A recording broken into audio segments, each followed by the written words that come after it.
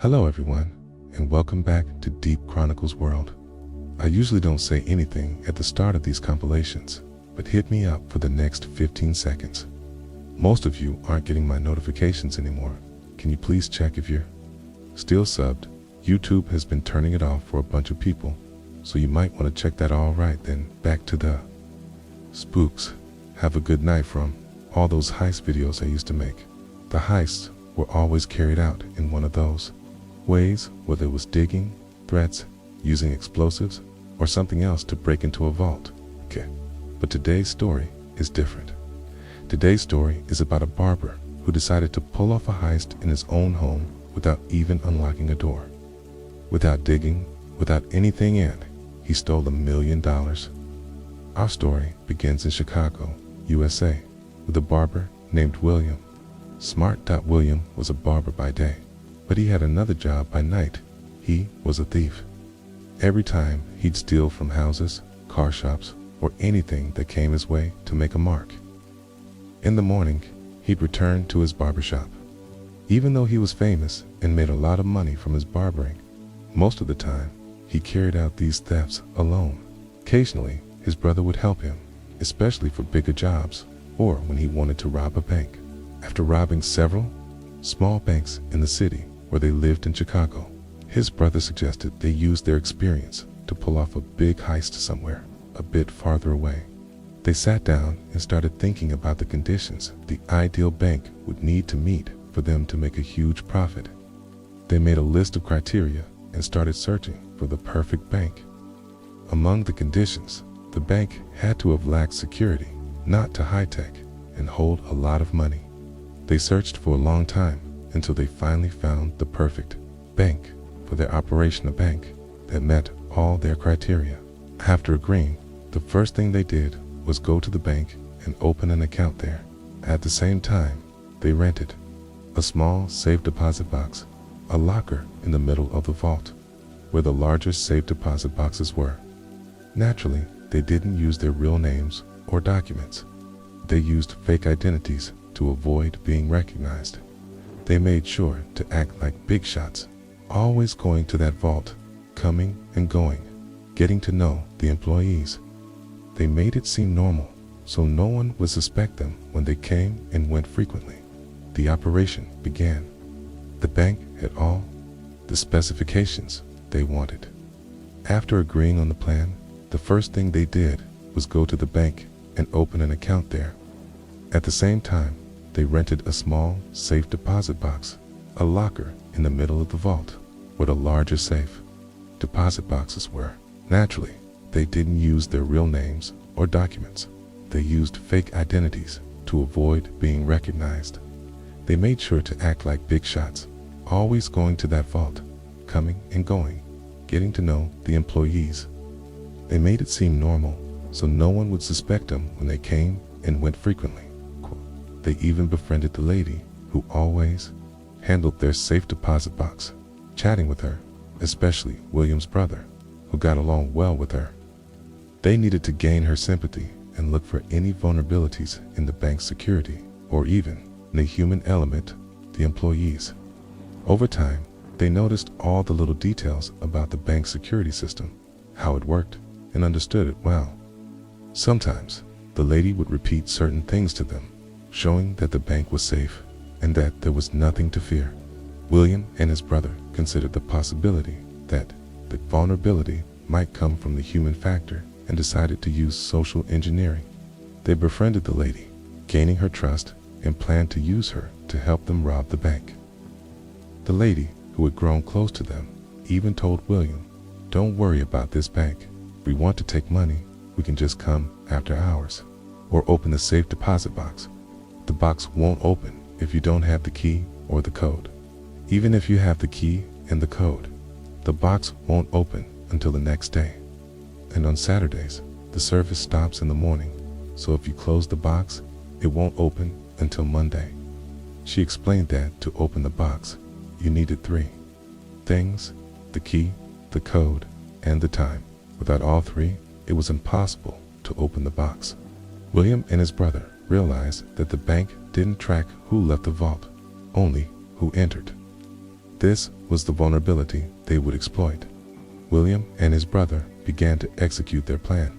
They had gathered all the information they needed. The lady had given them all the details, and they knew exactly how to proceed. William's brother had even suggested that they use the safe deposit box to hide their tools for the heist. They started bringing in the materials, little by little, hiding them in the safe deposit box. The materials weren't too large because the box wasn't very big, but they managed to fit everything they needed. William had decided to stay in the vault for a long time, so he needed to find a way to solve the problem of hiding larger materials. He discovered that the vault had a false ceiling, and if he moved one of the panels, he could reach the space above and hide the larger tools and equipment there. He gathered everything he needed, and, like every time, his brother stayed outside the vault, waiting for him. William entered the vault, hid in the space above, and waited for the right moment to start the heist. He had all the tools and equipment he needed, and he was ready to stay there for 2 days if necessary. When he finally emerged, it was dark, and he had brought a flashlight to help him see during the operation. He began to work slowly and carefully, making sure not to damage the safe deposit boxes. He opened each box one by one, taking whatever he found, cash, gold, or anything valuable. He wasn't picky. He took everything he could, trying to maximize his haul without leaving any traces. Sometimes he'd find boxes with nothing but credit card statements, and he'd leave them alone. He felt like Robin Hood, stealing from the rich to give to the poor. He worked through the night, taking breaks to eat and rest. He had to stay calm and composed, even though at any moment someone could open the vault and find him. He spent the entire weekend in the vault, working tirelessly. By Sunday night, he had opened about 70 or 80 boxes and decided it was time to stop. He began to clean up, hiding all the evidence and returning everything to its place. He made sure that nothing looked out of order, and then he returned to his hiding spot to rest. On Monday morning, the bank opened as usual, and the lady who handled the safe deposit boxes came in. She opened the vault, and William waited for the right moment to make his escape. He had a small mirror on a stick that he used to check if anyone was in the vault. Once he confirmed that it was empty, he emerged from his hiding spot and made his way out. He had 4 bags of loot with him, and he left the bank unnoticed. He met up with his brother, who was waiting in the car, and they drove away. The operation was a success, and William had stolen over $1 million. It took a long time before the bank discovered the heist. One day, a customer tried to open their safe deposit box and found that the lock had been tampered with. They checked all the boxes and found that many of them had been emptied.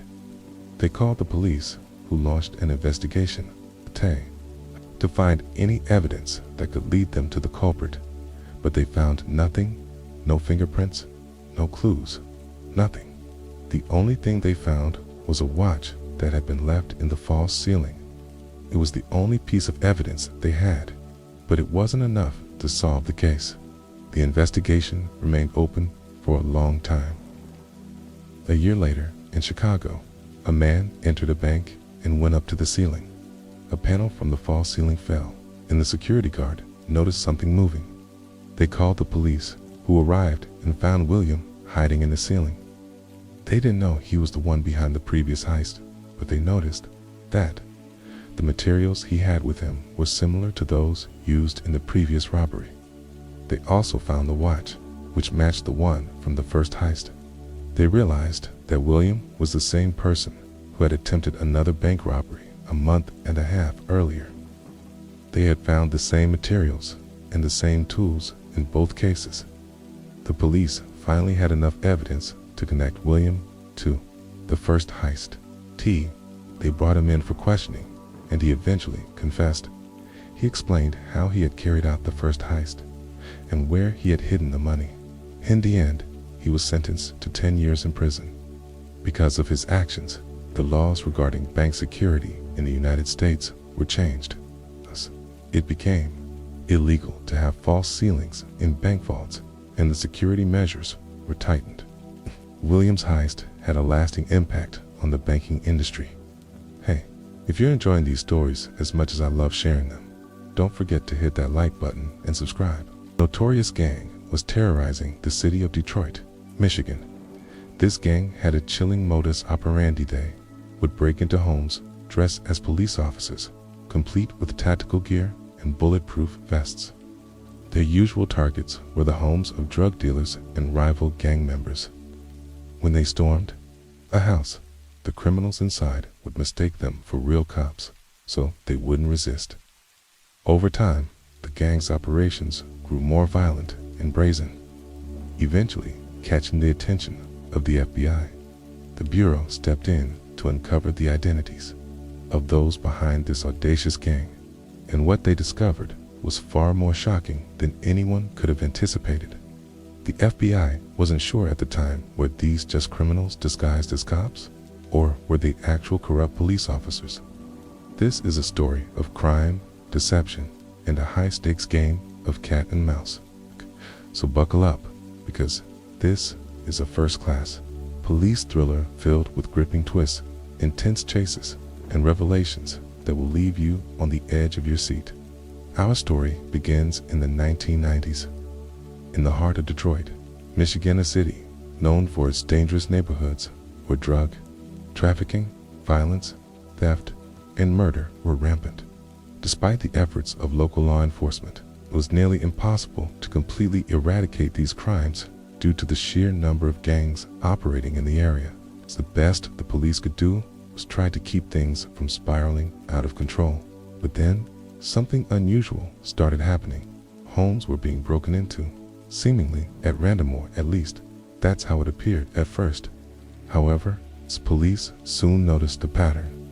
Many of the reports they received described a gang breaking into homes while dressed in police uniforms and tactical gear. One such incident occurred in February 1994. The gang targeted a house in an area known for drug trafficking. The residents were used to police raids, as law enforcement would occasionally storm the homes of drug dealers. The gang members, dressed in full police gear with vests labeled police, armed with heavy weapons and wearing masks, stormed the house, shouting, "We're the police. Get down. Don't move." The man inside, a drug dealer, initially refused to cooperate, thinking they were real cops. But when the gang members grew violent and even fired a shot near his head, he caved and showed them where he had hidden his money inside the couch cushions. The gang took the cash and fled, leaving the man in shock. It was only later that he realized they weren't real police and reported the incident. The real police arrived, took his statement, and noted the gang's description. They were puzzled because no official police operation had been authorized for that house. This was just one of many similar break-ins reported across Detroit.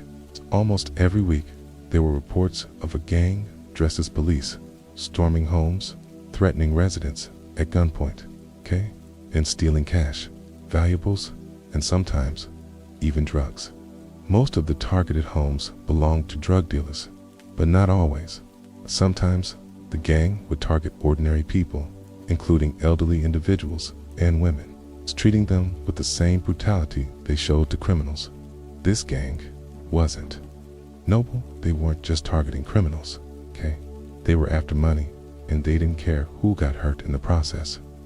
As the gang's operations escalated, the police realized they needed to form a special task force to handle the situation. This task force included detectives from the Detroit Police Department and agents from the FBI. Together, they began investigating the gang, trying to uncover their identities.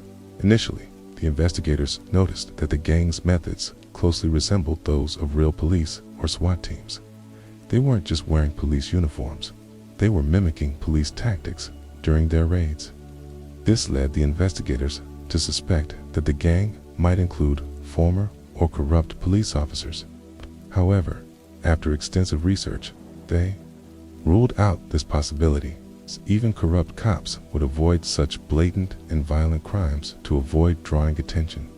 The task force faced a major challenge. Most of the gang's victims were drug dealers or criminals themselves, making them reluctant to cooperate with the police. However, the investigators assured them that their only concern was taking down the gang, not prosecuting small-time drug dealers. Slowly, some of the victims began to share information, but it wasn't much. The gang members were extremely careful, leaving no trace behind and ensuring no one saw their faces. The break-ins continued, and the violence escalated. In one particularly disturbing incident, the gang broke into the home of an elderly woman, mistakenly thinking it was a drug dealer's house. They interrogated her, demanding to know where she hid her drugs and money, but she couldn't answer. They broke her arm before leaving her traumatized.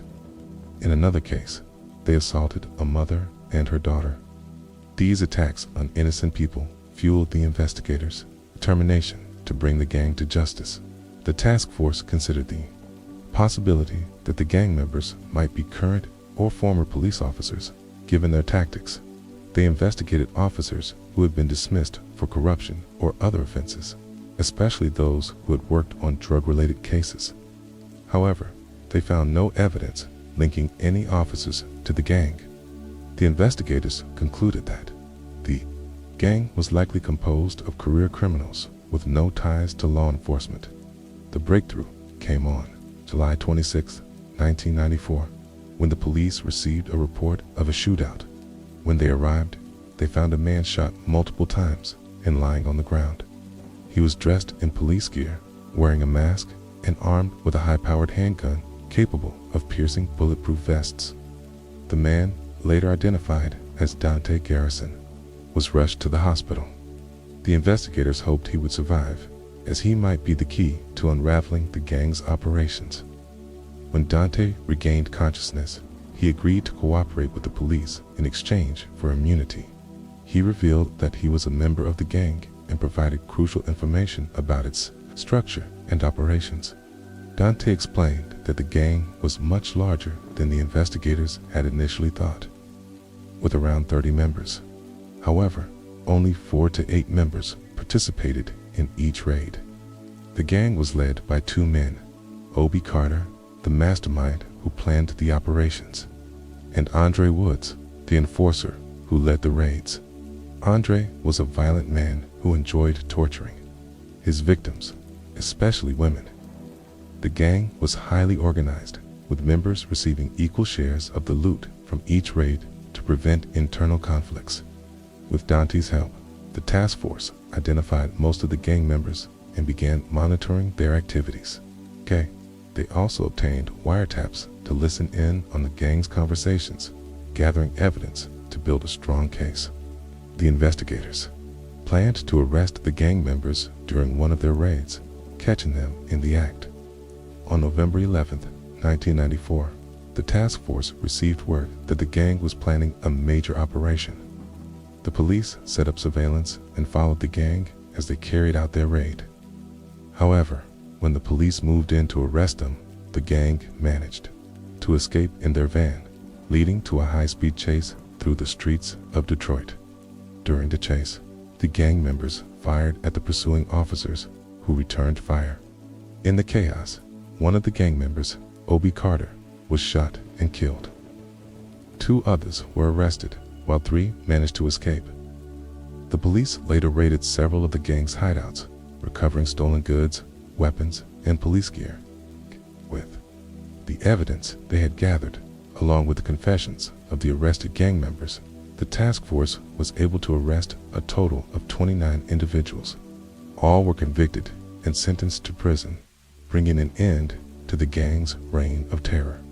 Remarkably, despite the violent confrontations, not a single police officer was injured during the operation. It seemed that the gang, for all their bravado, were only tough when facing unarmed civilians. When confronted by real law enforcement, they crumbled. And so, we come to the end of this gripping tale. Hey, if you're enjoying these stories as much as I love sharing them, don't forget to hit that like button and subscribe. In a time when laws were mere ink on paper and the streets held the true power, there whispered a name everyone knew but dared not speak aloud. A name that built an empire from nothing, an empire founded on blood, fear, and insatiable greed. Capone. Imagine a simple boy, his father, a humble Italian immigrant. They had no wealth, no status, yet this boy possessed an ambition that dwarfed the very streets he grew up in, an ambition that would etch his name into every alley, every speakeasy in Chicago. Al Capone wasn't just a mob boss. He was anything far more cunning, far more dangerous. From the clandestine species peddling illicit liquor to the very pillars of power, the Palisade, the courts, everyone seemed to dance to his tune.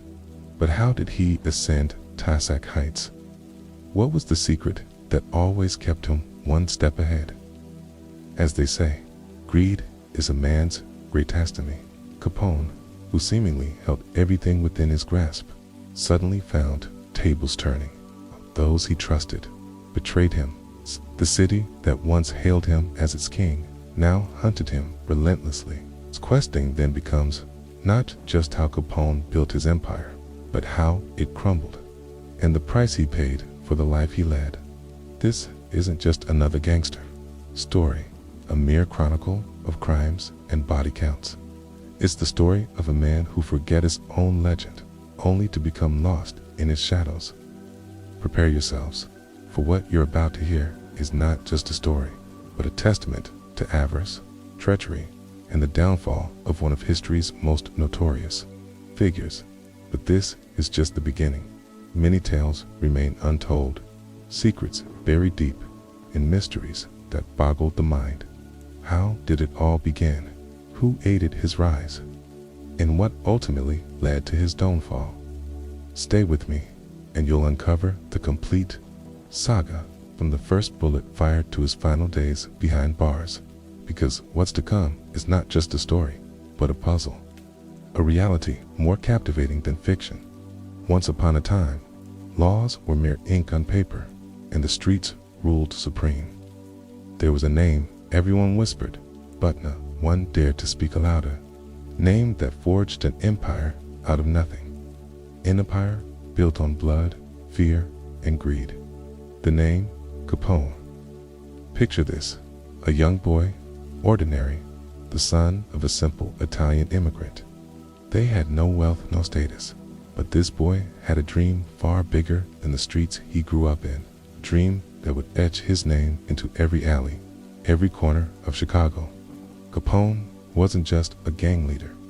He was smarter, more dangerous than that dot from speakeasies, selling bootlegged liquor to the police and courts. Everyone worked for him. But how did he rise to such heights? What was the secret that always kept him one step ahead? They say greed is man's greatest enemy. Capone, who once had everything in his grasp, suddenly found the tables turning. Those he trusted betrayed him, and the city that once crowned him king now hunted him. But the question isn't just how Capone built his empire, it's how it crumbled. Matisse, what price did he pay to live this life? This isn't just the tale of an ordinary mob boss or a string of crimes in numbers.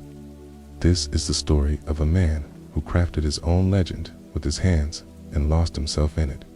Prepare yourselves, because what you're about to hear isn't just a story, it's a testament to greed, betrayal, and the fall of one of history's most dangerous men. But this is only the beginning. There are countless untold stories, secrets yet to surface, and mysteries beyond imagination. How did it all start? Who helped him? What led to his downfall? Stay with me as we unravel the full story from the first bullet to his final days behind bars. What's coming isn't just a tale, it's a riddle, a truth more dangerous than fiction. But before we begin, let me tell you, the narrator, and I'll guide you through every twist, every shadowy corner of this saga. If you love this kind of content and want me to keep going, I need your support. So hit that subscribe button, turn on the bell, and leave a like after the video. Now, let's dive into our story. Shall we take a trip back in time?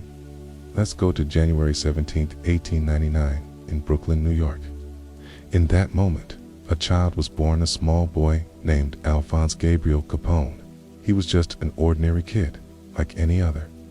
But who could have imagined that this boy would become one of the most feared and infamous mobsters in history? Let me paint you a picture of Capone's background. His family were Italian immigrants, specifically from Naples. His father was a barber, his mother a homemaker, and the family was poor. Imagine people who came to New York chasing the American dream, only to find a harsh life filled with hunger, violence, and crime at every corner. Capone attended a Catholic school, but he had a temper and no patience. They say that at 14, he hit his teacher. Why? Because the teacher humiliated him in front of the class. The school didn't forgive him and expelled him. From that moment, the streets became his real school. In the streets of Brooklyn, you didn't have many options, especially if you were poor. You either worked hard and lived on the edge, or you were drawn into the world of crime. Capone's first job was with small gangs, like the 5 Points Gang, which was notorious in New York at the time. He learned the basics from them: how to evade the police, how to intimidate people, how to earn their trust or eliminate them if necessary. Here, we need to imagine young Capone, sharp-witted but with no boundaries. Life wasn't easy for him, and these circumstances were the main reason he chose this path. Think about it. How could the life of a child born into a poor family in a harsh society turn him into a figure that all of America feared? The story is just beginning, and what's coming is even greater and more dangerous. Once the streets had spoken to Capone, it was time for him to take his first official step into the world of crime. This marked the beginning of a new chapter in his life, one that would separate the young boy from the mobster who would shake all of America. New York, at the time, was a city that never slept, not in its nightlife, nor in its crime. Capone was part of the 5 Points Gang, one of the most dangerous gangs in New York at the time. The gang was like a second school for him, teaching him everything: how to terrify people, how to control neighborhoods, how to enforce his own laws. But there was one thing that set Capone apart: his personality. He always wanted to be in control, the one everyone feared. This, of course, led to conflicts even within the gang itself. One day, Capone was working at a bar with Frankie Yale, a key figure in his life. Capone had a bad habit: he would make crude remarks about women. And then, the unexpected happened. Huge fight broke out between him and a man whose sister he had insulted. The fight ended with a deep scar on Capone's face, earning him the nickname Scarface. The strange thing about this story is that Capone always told people the scar was from World War I, even though he never served. But imagine that scar became a symbol of his power. People would think twice before crossing him when they saw it. Frankie Yale, the bar owner Capone worked for, wasn't just a boss, he was a mentor. He taught Capone how to assert his dominance, how to make fear his greatest weapon, and how to use violence as a tool. Frankie saw something different in Capone, a smart young man with no red lines, who knew how to seize every opportunity. And so, when Johnny Torrio, one of Chicago's top mobsters, saw Capone, he saw the perfect right-hand man. Johnny had a vision, and he needed someone who could work with a cold heart and handle the streets of Chicago. It was Torrio who invited Capone to move from New York to Chicago, and that's where the real story began. But let me tell you, something: life in the world of crime is never free of betrayal. Even in the small gangs Capone worked with in New York, he faced problems. His strong, domineering personality didn't sit well with everyone, and people tried to betray him, to eliminate him before he grew too powerful. But as they say, what doesn't kill you makes you stronger.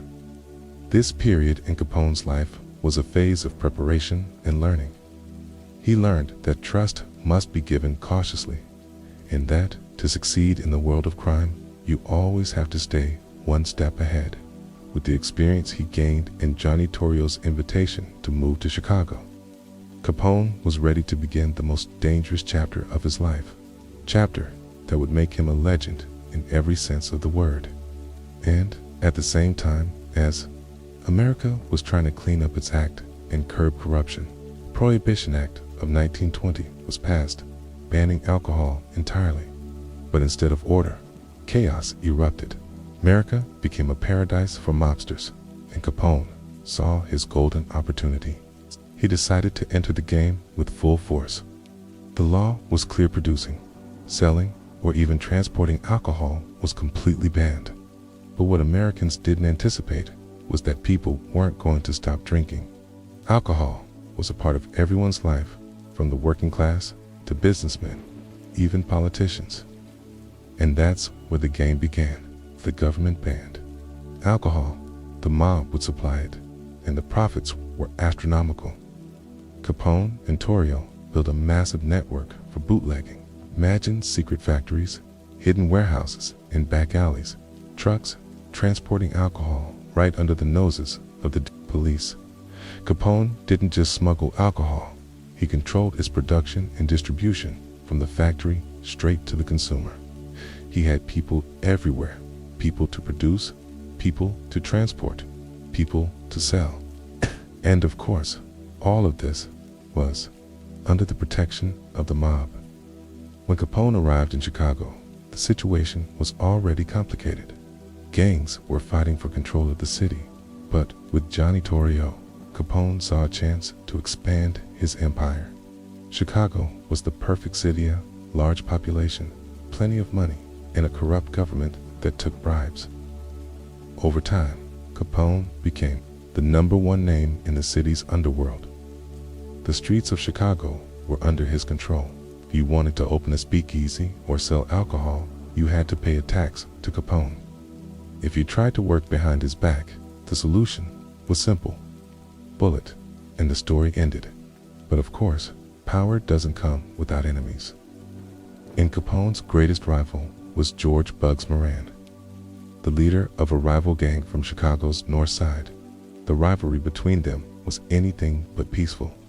Street wars, assassinations, and bombings became a daily occurrence in Chicago. The tension between Capone and Moran reached its peak with the infamous St. Valentine's Day massacre in 1929, which we'll delve into later. But the important thing here is that Capone was always one step ahead of his enemies. Capone wasn't just an ordinary mobster. He had a clear plan. If you wanted to be the leader, you had to buy everyone. The police, the courts, even politicians were in his pocket, thanks to bribes. And let's not forget his network of informants, who kept him informed of every move before it happened. The money he made from the alcohol trade was so vast that he controlled the entire market. If anyone tried to enter his territory, they either lost everything or ended up dead. In a very short time, Capone wasn't just a mob boss, he became a legend. People feared him, but at the same time, they were in awe of him.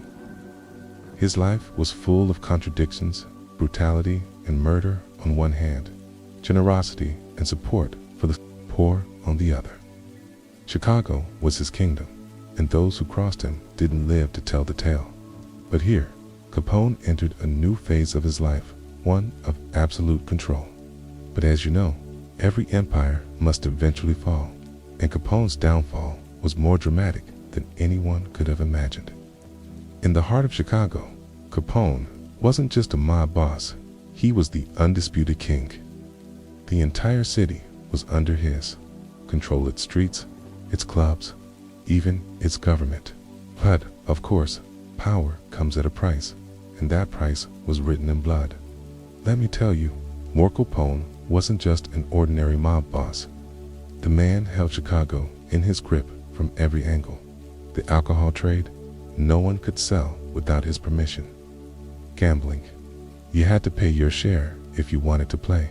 Even the stock market was under his control. Capone's empire was complete, and everyone had to work for him or pay the price. But despite his power, there was one enemy standing in his wage watch: Bugs Moran, the leader of the North Side gang. Moran constantly challenged Capone and refused to bow to him, and so Capone decided to put an end to it.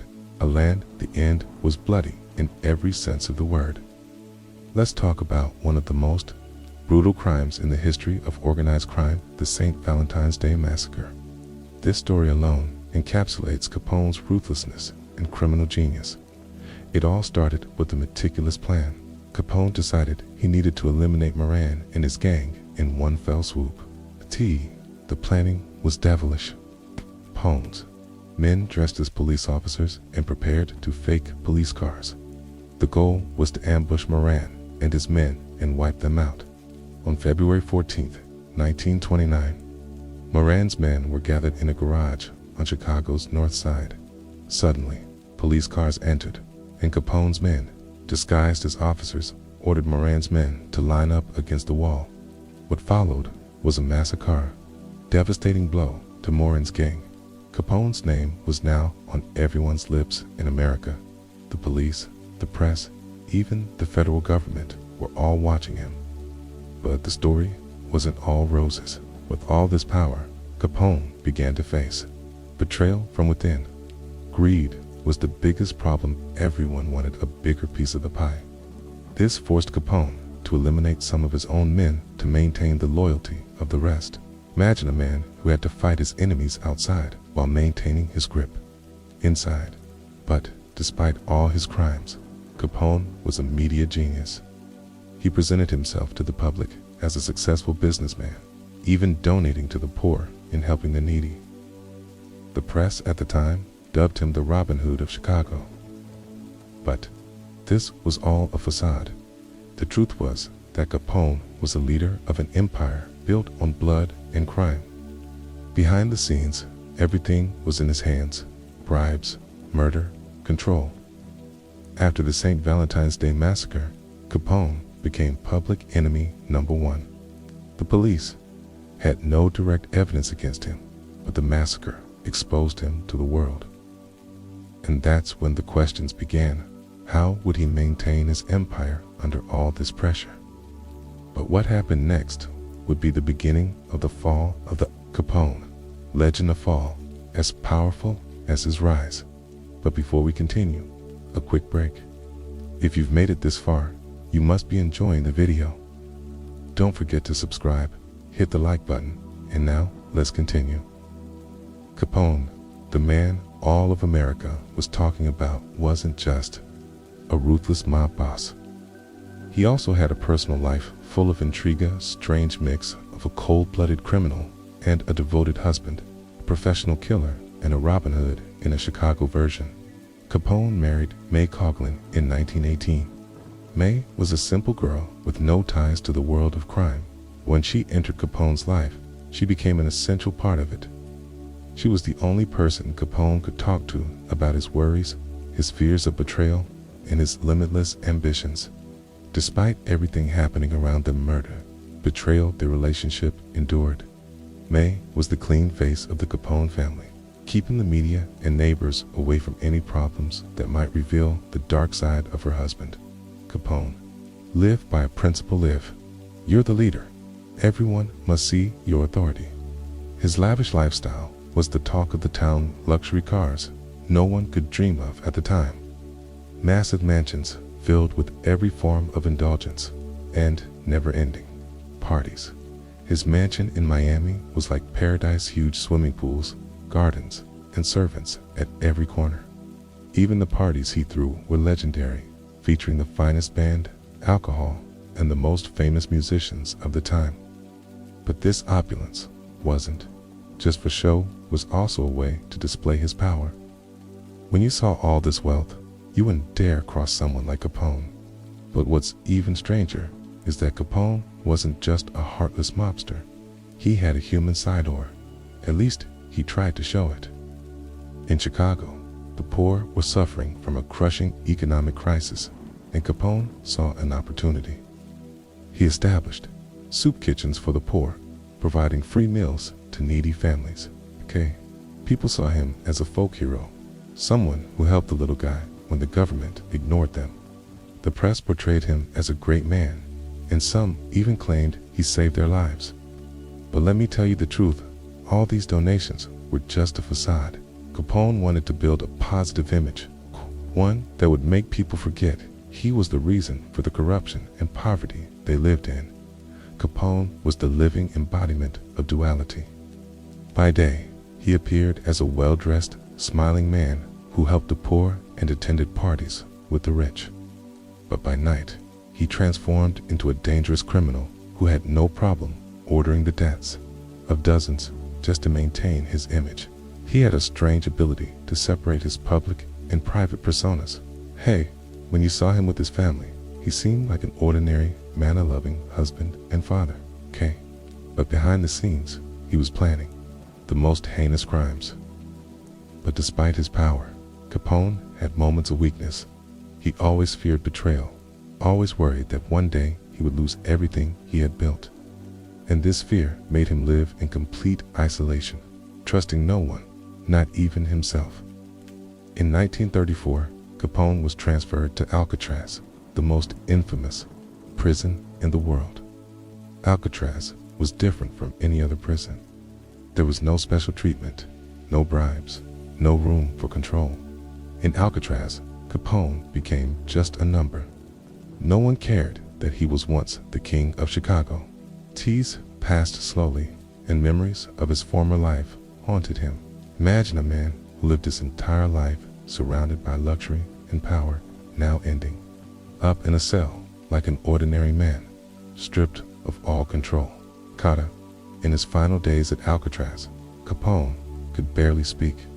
He became completely isolated, living in a difficult psychological state. The man who once planned the greatest crimes could now barely utter a few words. Capone, the boss who ruled Chicago and made his name synonymous with terror and power, ended his life in a tragic way. Far from the spotlight and power. From the man who had everything to the man who had nothing. In 1939, after years of suffering, at Alcatraz, a major surprise, a prisoner was released due to his deteriorating health. The syphilis he suffered from had reached an advanced stage. After his release, Capone moved to Florida, where he lived out his final days in near-total isolation. The place was quiet, a stark contrast to his life filled with gangs, money, and fame. The days passed slowly, as if time had stopped. He became known more for his ramblings and disturbing memories, suffering from partial memory loss due to his illness. Far from the people who once respected and feared him, Capone became just a sick old man suffering from loneliness and torment. On January 25, 1947, at the age of 48, Capone died in Florida. The end was shocking, but it was easy to predict after years of illness and prison. The man who was once considered the most powerful figure in the world of crime ended his life quietly. There were no warnings, no heroic tales, just a sick man who died. His death affected many who witnessed the rise and fall of Capone. But even in death, Capone's legacy lived on. In American gangster culture, his name continued to echo. He became a symbol of power and control, but also a symbol of the inevitable downfall of violent systems. His influence on the world of crime was immense, inspiring countless gangs after him and shaping a new image of organized crime in America. Although he died young, his legacy remains alive. Movies and books still talk about Capone, the man who terrified everyone, the man whose life flipped from luxury and power to weakness and isolation. And so, our story for today ends. Don't forget to like, subscribe, and hit the bell so you don't miss any of my videos. Check out this video because it's really good, and if anyone has any ideas, write them in the comments. This was your narrator, signing off. Jerry's descent into crime began innocently enough, at least, as innocent as theft can be. At just 15 years old, he started stealing food from stores to survive. What set him apart from other petty thieves was his meticulous attention to detail. Before entering a store, Jerry would scout it thoroughly, identifying surveillance cameras and testing whether they were operational. If they were, he'd find ways to disable or evade them. Once inside, he moved like a ghost, lightning fast, yet utterly silent. No alarms blared. No witnesses noticed. His early exploits weren't limited to simple shoplifting. He quickly graduated to more sophisticated schemes, targeting high-value items from chains like Radio Shack. After stealing electronics, Jerry would forge receipts so convincing that even seasoned retailers couldn't tell they were fake. These forged documents allowed him to resell stolen goods without raising suspicion. With each successful operation, his confidence soared and so did his ambition. It wasn't long before Jerry realized that bigger risks yielded bigger rewards. One fateful night in March 1997, Jerry executed what would become his first major heist. Partnering with a friend, he rented a transport truck, disabled the alarms at a Radio Shack warehouse, and emptied it of all its inventory. The loot was worth thousands of dollars, and Jerry celebrated his victory with pride. But his triumph was short-lived. Just days later, SWAT teams stormed his house, arresting him for the robbery.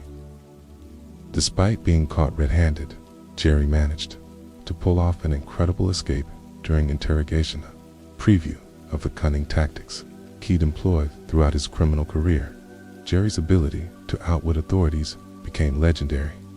During one arrest, he hid on the ceiling of a police station, evading detection for hours before sneaking out undetected. Another time, handcuffed and left alone in a patrol car, he freed himself using sheer flexibility and drove off in the vehicle. Each narrow escape only emboldened him further, pushing him toward increasingly daring crimes. After serving a 7-year sentence for various offenses, Jerry was deported to Canada in 1997 due to his Canadian origins. Far from deterred, he saw this as an opportunity to reinvent himself. Settling in Winnipeg, he resumed his criminal activities almost immediately. Using forged IDs and aliases, he reportedly used over 22 different names. Jerry orchestrated a series of bank robberies across Canada. His methods were nothing short of ingenious. For instance, in 2006, he targeted a newly constructed CIBC bank branch before it officially opened. Knowing the building lacked security personnel and alarm systems, Jerry entered through its ventilation system, disabled motion detectors remotely, and extracted cash trays from a T-Mizal without triggering a single alert. A staggering $750,000. But Jerry's ego proved to be his Achilles heel. A suspicious vehicle parked near Walmart opposite the targeted bank drew investigators' attention. Night guards routinely checked license plates in the parking lot to identify abandoned cars, and one such check revealed a rental car registered under Gerald Blanchard's name. Though initially dismissed as circumstantial, this clue provided authorities with their first lead. Meanwhile, Jerry compounded his errors by contacting the bank manager anonymously, claiming knowledge of the robbery and warning of a second armed attempt. While intended to mislead authorities, this call inadvertently highlighted his involvement, narrowing the net around him. If there's one crime that defines Jerry's legacy, it's the theft of Empress Elizabeth's diamond star from Vienna's Schönbrunn Palace. In 1998, while touring Europe with his then-wife, Ramona Boss, Jerry visited the CC Museum, where the priceless artifact was displayed. Captivated by its beauty and historical significance, he decided to steal it not for profit, but as leverage, should he ever face arrest. Over several visits, Jerry meticulously studied the palace's security protocols, guard rotations, and potential entry points. On the night of the theft, he infiltrated the highly secure premises undetected, replacing the original star with a flawless replica. For weeks, Schönbrunn officials remained oblivious to the theft, Only upon closer inspection during routine maintenance did they discover the deception. An internal investigation ensued, reviewing surveillance footage and visitor logs. Yet, Jerry's expertise rendered their efforts fruitless. Unbeknownst to them, he had smuggled the Diamond Star out of Austria and hidden it at his grandmother's house in Canada. Years passed before the truth came to light. In 2007, Ramona learned of Jerry's true identity as a wanted criminal and discovered his involvement in the theft of the Diamond Star. Devastated by the betrayal, she divorced him and reported his crimes to the police. Cooperation provided investigators with critical information, including Jerry's phone number, enabling them to monitor his communications.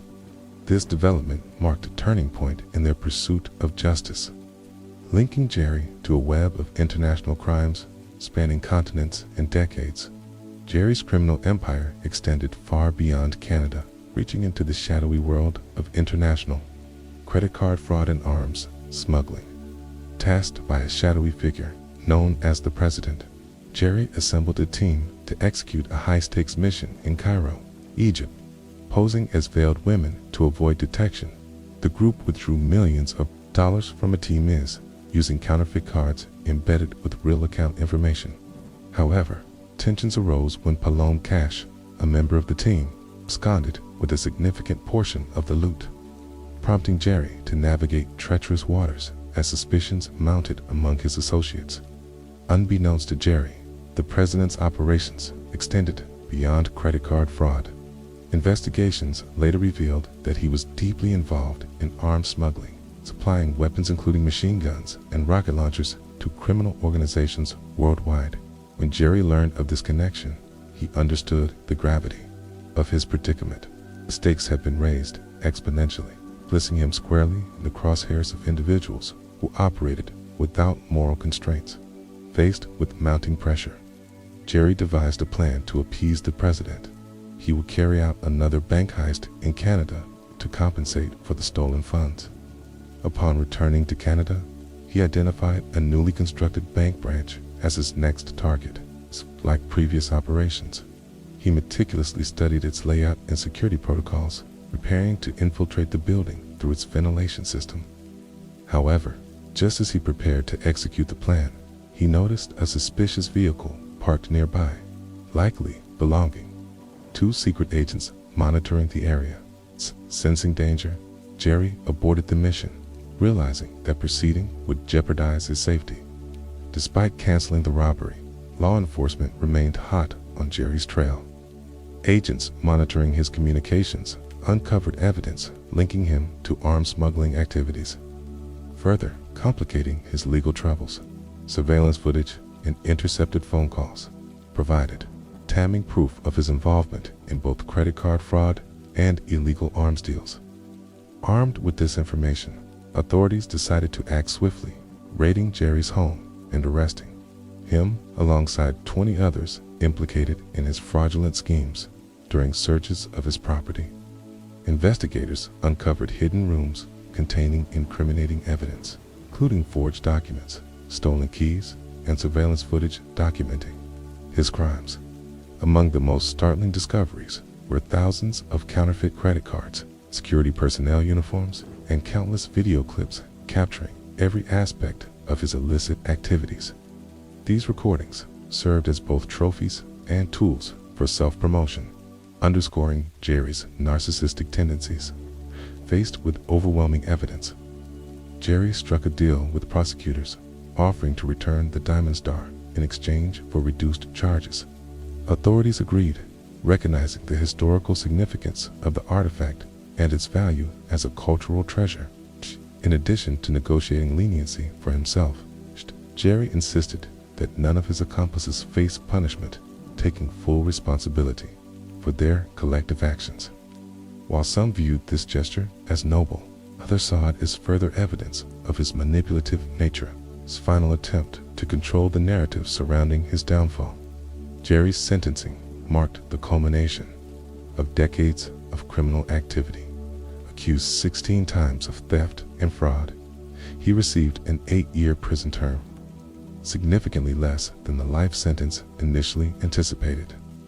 This outcome reflected both his cooperation with authorities and the strategic leverage provided by the Diamond Star. Yet, despite serving his sentence, Jerry struggled to break free from the cycle of crime that defined his existence. Shortly after his release in 2010, he resumed minor thefts, underscoring the difficulty of reforming patterns established over decades. Throughout his trial, Jerry maintained an air of defiance, proudly recounting his exploits without expressing remorse. He likened himself to James Bond, framing his crimes as thrilling adventures rather than morally reprehensible acts. This attitude reflects a fundamental disconnect between his perception of himself and societal norms. For Jerry, theft was not merely a means to an end, but an addiction fueled by adrenaline and ego. Even after serving his sentence, he resumed minor thefts, unable to break free from the cycle of crime that defined his existence. Ultimately, Gerald Blanchard's story serves as a mirror reflecting the complexities of human nature. His tale challenges us to confront uncomfortable truths about ambition, morality, and the pursuit of success. It reminds us that while genius can unlock doors, it cannot absolve wrongdoing. True fulfillment, as Jerry's tale illustrates, lies not in evasion, but in embracing responsibility and striving for authenticity. Yet the phone call that came into the police dispatch center that day was one that no operator could ever forget. The voice on the other end of the line was frantic, trembling with panic and desperation. "You need to come now," the man screamed, his words tumbling out in a chaotic rush. "Our friend is dead. It's in his house, and there's blood everywhere." The operator tried to calm him, her voice steady as she asked for the address and details, but the man was inconsolable. "He's been missing for days. We thought something was wrong, but we didn't expect this." The call ended abruptly, leaving the operator with a sense of dread that hung in the air like a storm cloud. Police units were dispatched immediately, their sirens wailing as they tore through the quiet suburban streets. The neighborhood they arrived in was the picture of tranquility, with neatly trimmed lawns and white picket fences. It was the kind of place where nothing bad was supposed to happen, where the biggest scandal might be a neighbor's dog digging up someone else's flower bed. But as the officers approached the house in question, they were greeted by a smell that turned their stomachs, a pungent, sickly odor that they recognized all too well. It was the smell of death, and it was coming from inside the house. Two people were waiting outside, a man and a woman, both pale and visibly shaken. The woman was clutching her phone like a lifeline. The man's hands were trembling as he tried to explain what had happened. "We broke in," he admitted, his voice barely audible. "We hadn't heard from him in weeks, and we were worried, but we didn't expect." His voice trailed off, and he shook his head, unable to continue. The officers exchanged grim looks before stepping inside. The house was eerily silent, the kind of silence that pressed down on you, making it hard to breathe. The air was heavy with the stench of decomposition, and every step the officers took seemed to echo louder than it should have. The two friends led them down a hallway, their footsteps hesitant as if they were afraid of what they might see again. And then they reached the bedroom. The door was slightly ajar, and one of the officers pushed it open, his hand steady despite the dread pooling in his stomach. The scene that greeted them was like something out of a horror movie. Travis Alexander's body lay on the floor, partially decomposed, surrounded by a pool of dried blood. His throat had been slit so deeply that it was nearly severed, and his body was riddled with stab wounds. The blood had soaked into the carpet, leaving dark, crusted stains that spoke of a violent struggle. The room itself was in disarray, with items scattered across the floor as if there had been a desperate fight for survival. One of the officers turned away, swallowing hard to keep from gagging, while another muttered a curse under his breath. This wasn't just a murder, it was a massacre. The forensic team was called in immediately, and the house was cordoned off with the yellow tape. Outside, the two friends sat on the curb, their faces pale and their hands shaking as they tried to process what they had just seen. The detective assigned to the case arrived shortly after, his expression grim as he surveyed the scene. He was a seasoned investigator, someone who had seen his fair share of gruesome crimes, but even he couldn't hide the flicker of shock in his eyes as he stepped into the bedroom. This was unlike anything he had ever encountered. The detective nodded, taking notes as she spoke. Did he have any enemies? Anyone who might have wanted to hurt him? At this, the woman's eyes widened, and she glanced at her companion before speaking. Yes, she said quickly. There's one person, Jodi Arias. She was obsessed with him. The detective's pen paused mid-sentence, and he looked up sharply. Tell me about her, he said, his tone sharp with interest. And so, the story of Travis Alexander and Jodi Arias began to unfold. Travis was a man who seemed to have it all. At 33 years old, he was charismatic, successful, and deeply rooted in his Mormon faith. But his life hadn't always been easy. Born into a troubled family, Travis and his siblings endured years of neglect and abuse. Their parents were addicts, more concerned with feeding their habits than caring for their children. The kids were often left alone for days at a time, surviving on scraps and living in filth. Despite these hardships, Travis remained optimistic. He believed that one day he would rise above his circumstances and create a better life for himself. That chance came when an elderly couple adopted him and his siblings. They provided the stability and love that Travis had never known, introducing him to their Mormon faith and encouraging him to pursue his dreams. Travis embraced his new life with enthusiasm, excelling in school and eventually graduating from college. He landed a prestigious job at a law firm where his outgoing personality and infectious smile made him popular among his peers. He quickly became a rising star in his community, known for his generosity and unwavering faith. In 2004, his company transferred him to Arizona, a move that would change his life forever. It was there, at a company conference, that he met Jodi Arias. Jodi was stunningly beautiful, with a magnetic presence that drew people to her. She had a way of making you feel like you were the only person in the room, and Travis was no exception. The two quickly hit it off, bonding over their shared love of adventure and their dreams for the future. But while Travis saw their relationship as a casual friendship, Jodi saw it as something much more. She became infatuated with him, convinced that he was her soulmate. At first, Travis was flattered by her attention. He enjoyed her company and admired her passion for life. But as time went on, he began to notice a darker side to her personality. Their relationship became a toxic cycle of highs and lows.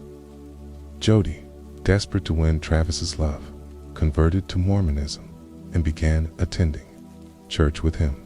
She hoped that by embracing his faith, she could prove her devotion and convince him to marry her. Kara, though he cared for Jodi, couldn't ignore the warning signs. He knew deep down that their relationship was unhealthy, and he began to pull away. Jodi, however, refused to let go. She followed him to Arizona, moving into an apartment just a few miles from his house. She showed up unannounced, called him constantly, and even hacked into his email and social media accounts. Her obsession consumed her, driving her to desperate measures. The breaking point came when Travis started seeing another woman. Jodi discovered their relationship and flew into a rage. She confronted Travis, accusing him of betrayal and demanding answers. Travis, fed up with her behavior, told her it was over. He wanted nothing more to do with her, but Jodi couldn't accept this. In her mind, Travis belonged to her, and if she couldn't have him, no one could. What happened next is a chilling testament to the depths of her obsession. She turned violent. Jodi stabbed Travis repeatedly, slashing his throat so deeply that it nearly severed his head. She then shot him in the head, ensuring that he was dead. The brutality of the attack was shocking, even to seasoned investigators. After the murder, Jody tried to cover her tracks. She cleaned the crime scene, disposed of the murder weapon, and even took steps to create an alibi. But her efforts were in vain. The evidence against her was overwhelming, and it wasn't long before she was arrested and charged with Travis's murder. The trial that followed was a media sensation, drawing national attention and sparking heated debates about love, obsession, and justice. Jody's defense team argued that she had acted in self-defense, claiming that Travis had been abusive and that she had feared for her life. But the prosecution painted a different picture, presenting evidence of Jody's obsession and her calculated plan to kill Travis. In the end, the jury found Jody guilty of first-degree murder, and she was sentenced to life in prison without the possibility of parole. The story of Travis, Alexander, and Jody Arias is a tragic reminder of how love can turn into obsession, and how that obsession can lead to unspeakable violence. Travis was a man who had overcome incredible odds to build a life filled with promise and potential. He was loved by his friends and admired by his community, and his death left a void that could never be filled. Jody, on the other hand, was a woman consumed by her own desires, willing to do whatever it took to get what she wanted. Her actions not only ended Travis's life, but also destroyed her own. The case continues to fascinate and horrify, a stark reminder of the dangers of unchecked obsession and the devastating consequences it can have.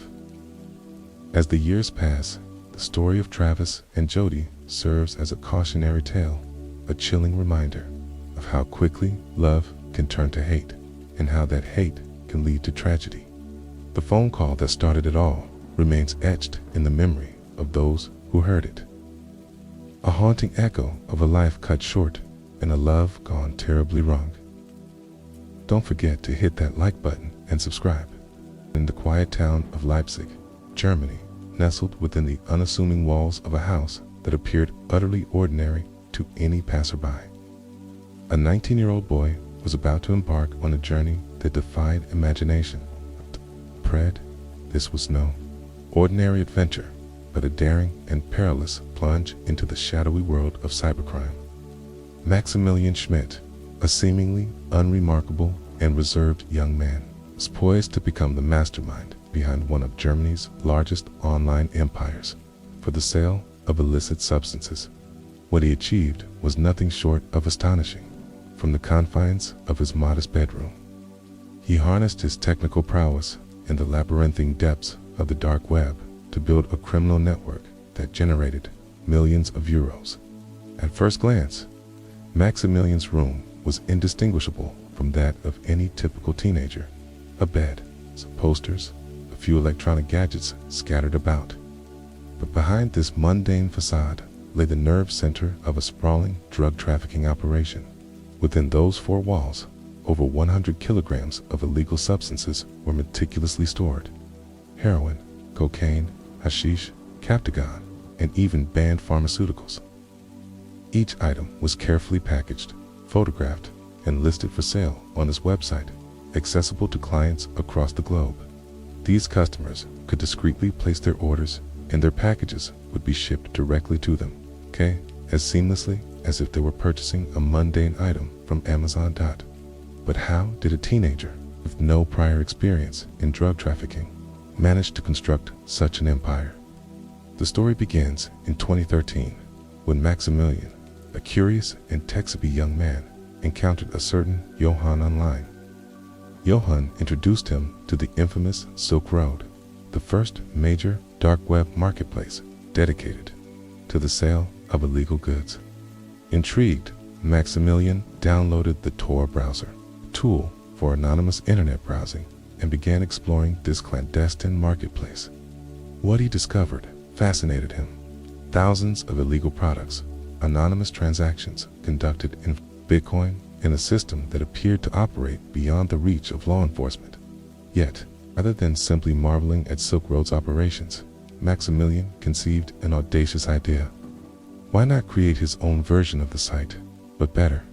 He noticed flaws in Silk Road's model: poor customer service, slow delivery times, and inflated prices.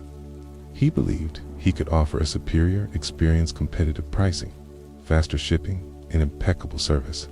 Johann, skeptical, mocked him. "You're just a kid. You don't even know any suppliers to source these substances." But Maximilian, undeterred, resolved to prove him wrong. For weeks, he scoured the dark web in search of suppliers. Eventually, he connected with a vendor known as Red Bull, who agreed to provide him with samples of cocaine and other drugs. Maximilian paid in Bitcoin, and the products were delivered to his doorstep via mail. Remarkably, despite his deep involvement in this dangerous world, Maximilian never used drugs himself. He didn't smoke, drink, or even know much about the effects of the substances he sold. To educate himself, he turned to online research, watching videos and reading articles about the effects of cocaine, heroin, and other narcotics. With his first batch of products in hand, Maximilian began building his website. Despite having no prior experience in web development, he quickly taught himself the basics and created a platform he named Shiny Flakes. Unlike Silk Road, which operated exclusively on the dark web, Shiny Flakes was accessible via the regular internet, making it far more user-friendly for customers. Maximilian implemented a Bitcoin payment system to ensure anonymity and crafted a detailed FAQ section to address common customer queries, such as, "How will my order be delivered?" and "Is this safe?" To attract customers, he photographed his products with a professional touch. Using a simple camera and an Xbox with a reflective surface, he created images that gave his products a sleek, luxurious appeal. Customers, impressed by the quality of the photos, began flocking to the site. Within weeks, Shiny Flakes became a resounding success. Orders poured in from across Germany and soon from around the world: the United States, China, Australia, and even Colombia, a country renowned for its drug production. But Maximilian didn't stop at merely selling drugs. He revolutionized customer service in this illicit industry. Each order was meticulously packaged and accompanied by a small gift: gummy candies. This simple yet thoughtful gesture earned him glowing reviews from customers who praised not only the quality of the products, but also the attention to detail. As the months passed, Maximilian's profits skyrocketed. By January 2014, he was earning over 15,000 euros. A few months later, his daily revenue reached an astonishing 100,000 euros. Yet, he remained remarkably discreet. He continued living with his mother and stepfather, who were oblivious to his activities. He avoided flashy spending, opting instead to save his earnings and even recycle empty bottles to avoid raising suspicions. However, success of Shiny Flakes eventually drew the attention of law enforcement.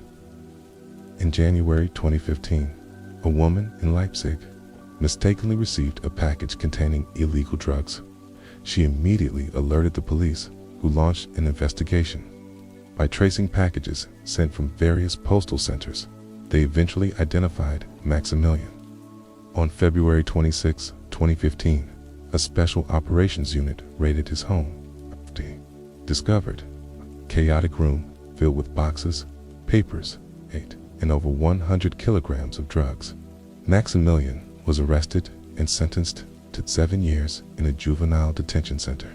During his trial, he cooperated fully with authorities, revealing the intricate details of his operations.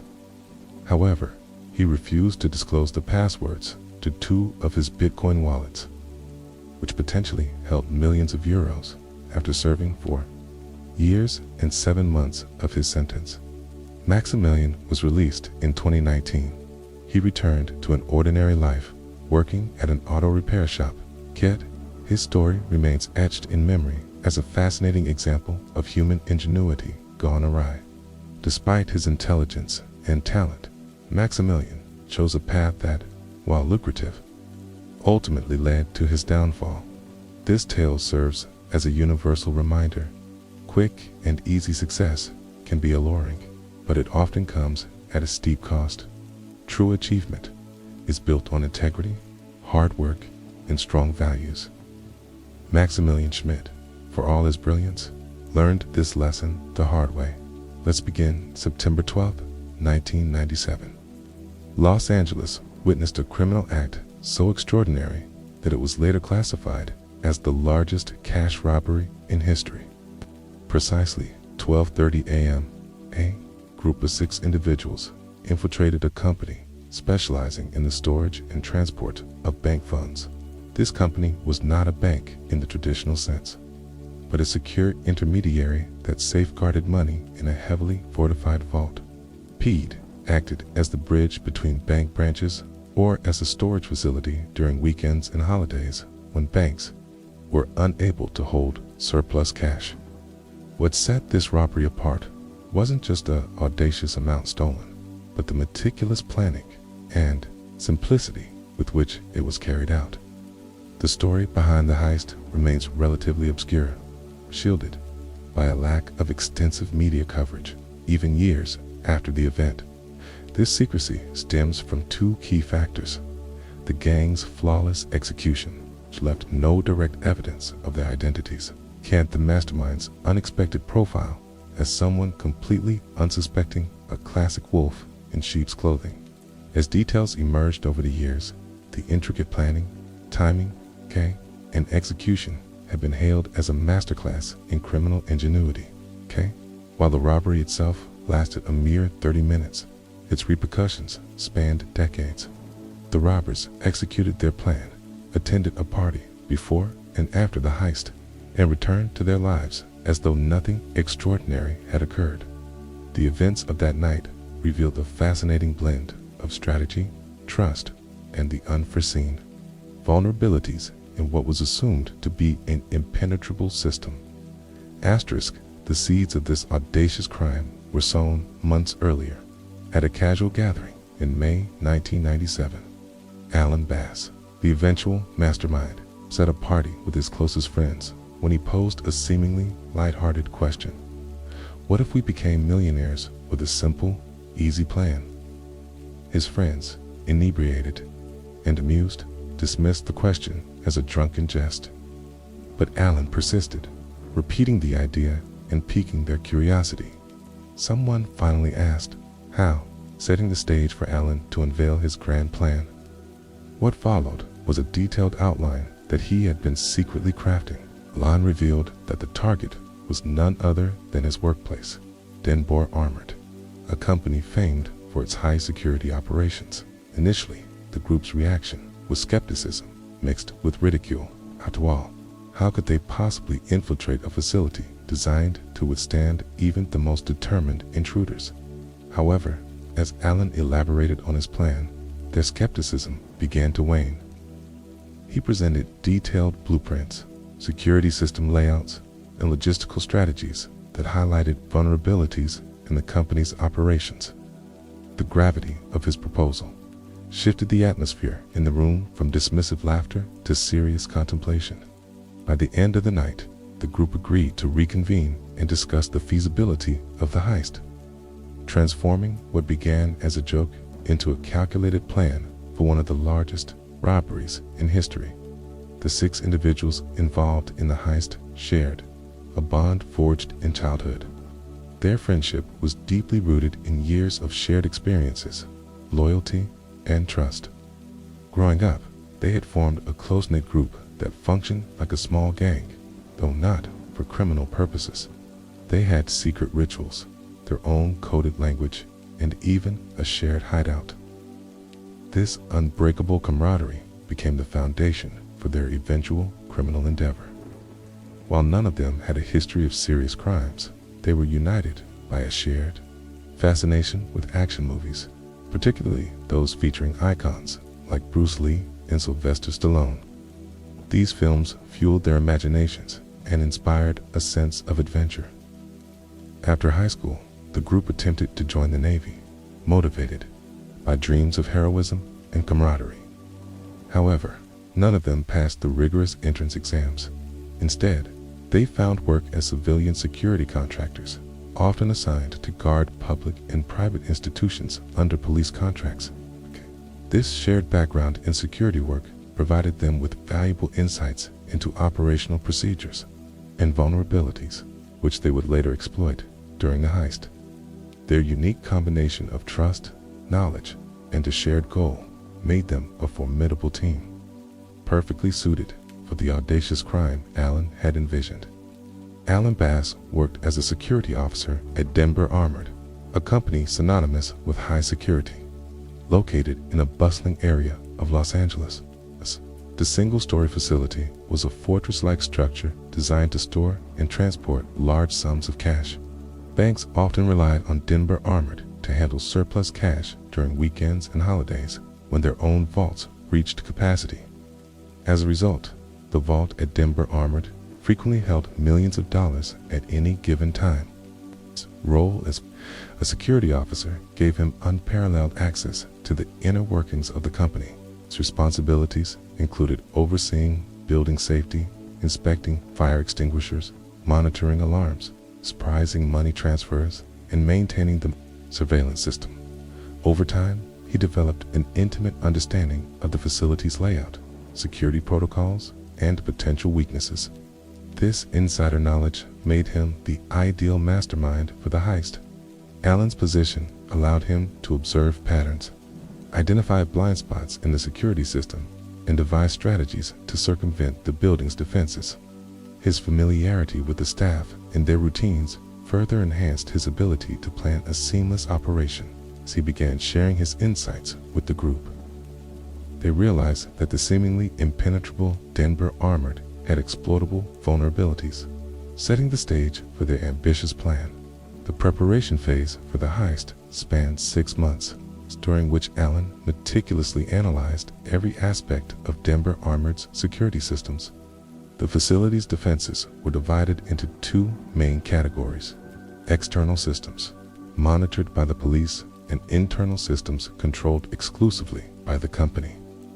The external systems included cameras positioned around the building's perimeter, while the internal systems consisted of surveillance cameras and alarms within the facility.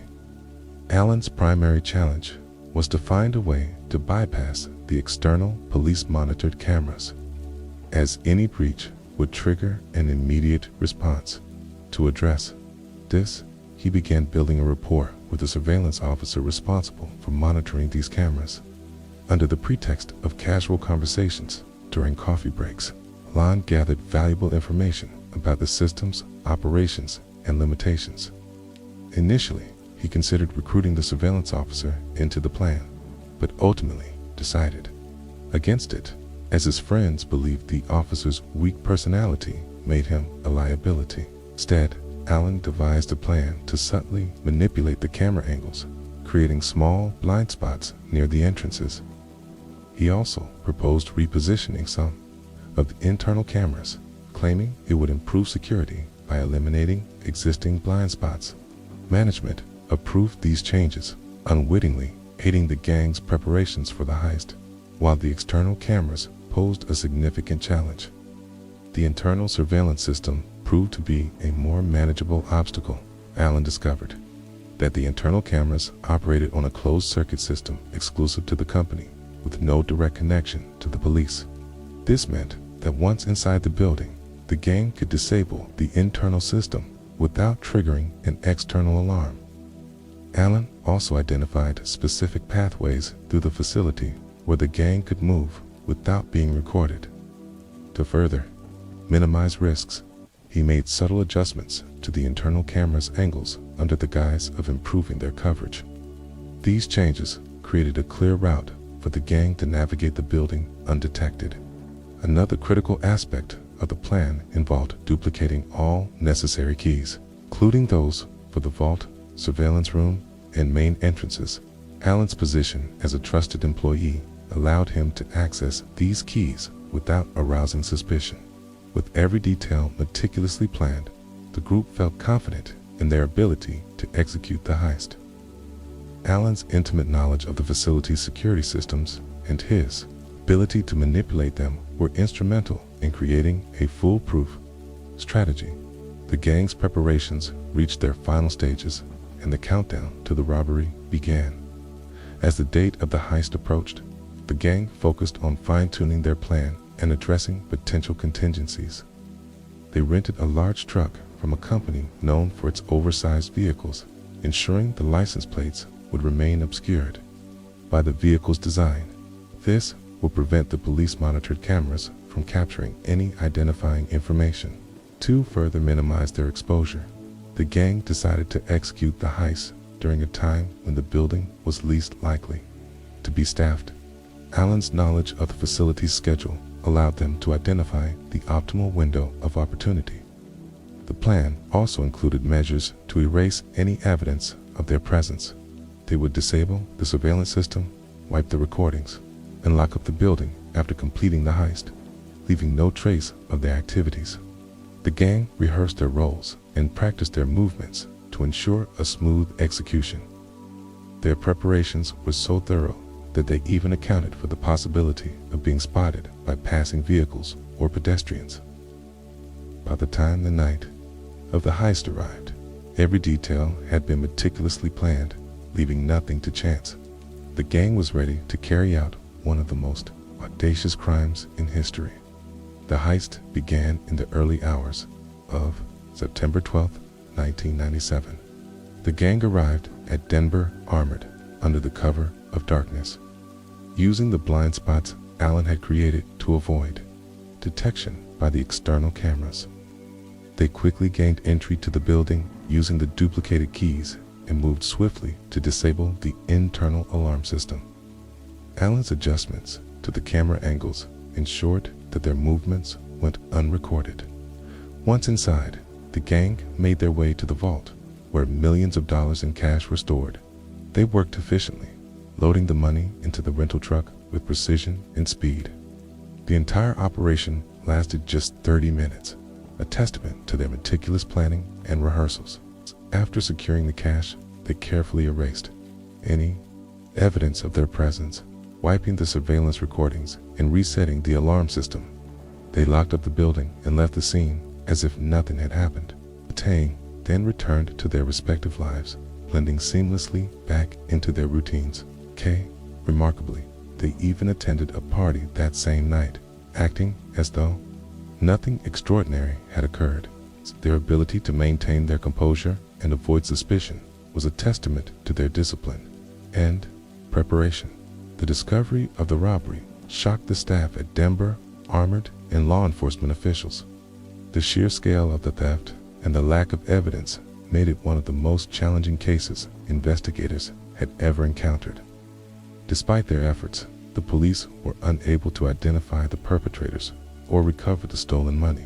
The gang's meticulous planning and execution had left no direct leads for investigators to follow.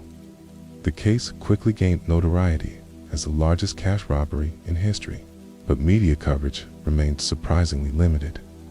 The secrecy surrounding the heist was partly due to the embarrassment it caused for Denver armored and law enforcement. The company's reputation as a high-security facility had been severely undermined, and the police faced criticism for their inability to prevent or solve the crime. Over the years, details about the heist gradually emerged through documentaries and interviews with those involved. However, many aspects of the case remained shrouded in mystery, with new revelations occasionally coming to light. The gang's ability to maintain their anonymity and avoid capture has become a legendary tale of criminal ingenuity. The Denver armored heist remains a fascinating case study in the world of crime. It highlights the vulnerabilities in even the most secure systems and the lengths to which individuals can go to exploit them. The gang's ability to execute such a complex plan without leaving any evidence of their identities has earned them a place in the annals of criminal history. While their motivations and actions were undeniably criminal, their ingenuity and discipline have been acknowledged as remarkable. The story serves as a cautionary tale for security professionals and a reminder of the importance of vigilance. and innovation in the face of evolving threats. For the 6 individuals involved, the heist was not just a crime, but a test of their trust, loyalty, and ingenuity. Their bond as childhood friends and their shared experiences provided the foundation for their success. As new details continued to emerge, the Denver armored heist remains a compelling narrative of ambition, strategy, and the human capacity for both creativity and deception. It is a story that will undoubtedly continue to captivate and intrigue for generations to come.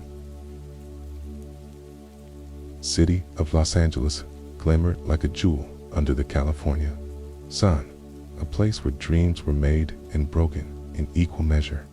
It was a city of contrasts as luxury sports cars zoomed past homeless encampments, and the mansions of Hollywood elites stood just miles away from struggling neighborhoods. In this world of glitz and glamour, where fame was the ultimate currency, a group of teenagers dared to dream bigger than most. But their dreams weren't of red carpets or Oscar awards. They were of fast money, stolen treasures, and the thrill of outsmarting the rich and famous. At the center of this story was Nicholas Prugo, a young man with a fragile ego and a burning desire to be someone important. Born and raised in the San Fernando Valley, Nicholas grew up in the shadow of Hollywood's towering success. He wasn't rich, he wasn't particularly confident, and he certainly wasn't famous. But he had one thing, an unshakable belief that he was destined for greatness. Nicholas's journey into the world of crime began innocently enough. He met Rachel Lee, a girl who was everything he wasn't: confident, charismatic, and fearless. Rachel had an obsession with celebrities and their lavish lifestyles. She introduced Nicholas to a world he had only seen from afar. Together, they started small, stealing from unlocked cars in the upscale neighborhoods of Calabasas. It was almost too easy. People in these areas were so trusting, so careless, that they often left their cars unlocked with valuables inside. Nicholas and Rachel would drive around at night, scouting for opportunities. One night, they stumbled upon a brand new Porsche with the keys still in the ignition. The car was worth $75,000, and Rachel saw it as a sign. She turned to Nicholas and said, "This is our chance. Let's take it." Nicholas hesitated. Fear of getting caught gnawed at him, but Rachel's confidence was infectious. She assured him that they wouldn't get caught, and against his better judgment, Nicholas agreed. They drove off in the stolen Porsche, their hearts racing with adrenaline. To avoid detection, they swapped the license plates with those of a similar car, a trick they had learned from watching crime shows. For the next year, Nicholas and Rachel continued their spree, stealing cars and valuables from unsuspecting victims. But as their confidence grew, so did their ambitions. They wanted more and more money, more excitement, more recognition. Their first big break came when they targeted the home of a YouTuber named Eden Sassoon. Eden had posted on MySpace about traveling for 11 days, leaving his home unattended. Nicholas and Rachel saw this as the perfect opportunity. Using the information Eden had shared online, they located his address and scouted the area. On the night of the robbery, they found the back door unlocked, the stroke of luck that felt almost too good to be true. Inside, they found $3,000 in cash and other valuables. It was their biggest haul yet, and it fueled their desire for more. But this was just the beginning. Nicholas and Rachel soon realized that the internet was a goldmine of information. Celebrities and influencers often shared details about their lives online, from their travel plans to the layout of their homes. This made them easy targets. Their next victim was Paris Hilton, the heiress and reality TV star. Paris had posted a photo on Instagram wearing a $4 million diamond ring, and Nicholas and Rachel knew they had to act fast. They spent weeks monitoring her movements, studying her routines, and planning their heist. When the time came, they executed their plan with military precision. Disguised as police officers, they entered Paris's apartment, tied her up, and made off with millions of dollars worth of jewelry. The Paris Hilton robbery was a turning point for Nicholas and Rachel. It catapulted them into the big leagues, but it also put them on the radar of law enforcement. The police launched a massive investigation, and Nicholas knew they had to be more careful. But the thrill of the heist was addictive, and they couldn't stop. They continued to target celebrities, using the same methods, scouting their targets online, studying their routines, and striking when the time was right. Each robbery was more daring than the last, and each time they walked away with more loot. But as their crimes grew bolder, so did the risks. Nicholas began to feel the pressure. He was constantly looking over his shoulder, paranoid that the police were closing in. Rachel, on the other hand, seemed unfazed. She thrived on the adrenaline, the rush of outsmarting the rich and famous. Their dynamic began to shift, and cracks started to form in their partnership. Nicholas wanted to slow down, but Rachel was hungry for more. Their next target was actress Adrienne Patridge. Adrienne had posted about attending the Oscars, leaving her home empty. Nicholas and Rachel saw this as another golden opportunity. They broke into her mansion, stealing designer clothes, jewelry, and cash. But this time, they were caught on camera. The surveillance footage was grainy, but it was enough to put the police on their trail. Nicholas knew they were playing a dangerous game, but he couldn't bring himself to stop. The final straw came when they targeted Lindsay Lohan. Lindsay was one of the most famous actresses in the world. In her home was a treasure trove of valuables. Nicholas and Rachel, along with a new accomplice named Diana Tamayo, broke into Lindsay's house and made off with a fortune in stolen goods. But this time, the police were ready. They had been tracking Nicholas and Rachel for months, and they were closing in. Nicholas's world began to unravel. His accomplices turned on each other, and the police were hot on his trail. He knew it was only a matter of time before he was caught. But even as the walls closed in, Nicholas couldn't shake the feeling that he was destined for something greater. He had started this journey as a nobody, but now he was one of the most wanted criminals in Los Angeles. For Nicholas, that was a kind of fame, just not the kind he had imagined. The story of Nicholas Prugo and Rachel Lee wasn't just about theft, it was about ambition, obsession, and the intoxicating allure of fame. By 2009, their gang, which would later be dubbed the Bling Ring by the media, had become a well-oiled machine. They weren't just stealing from celebrities, they were living like them. Designer clothes, luxury handbags, and expensive jewelry became their everyday attire. They flaunted their stolen goods on social media, posting pictures of themselves, draped in Chanel, Gucci, and Louis Vuitton. To the outside world, they looked like young, successful socialites living the high life. But behind the glitz and glamour was a dangerous game of cat and mouse with the law. Nicholas and Cleese and Rachel's partnership was the backbone of the Bling Ring. Nicholas was the brains of the operation, meticulously planning each heist and studying their targets' every move. Rachel, on the other hand, was the fearless leader, the one who pushed them to take bigger risks. Together, they were unstoppable. But as their fame grew, so did their egos. Nicholas began to see himself as a mastermind, a criminal genius who could outsmart anyone.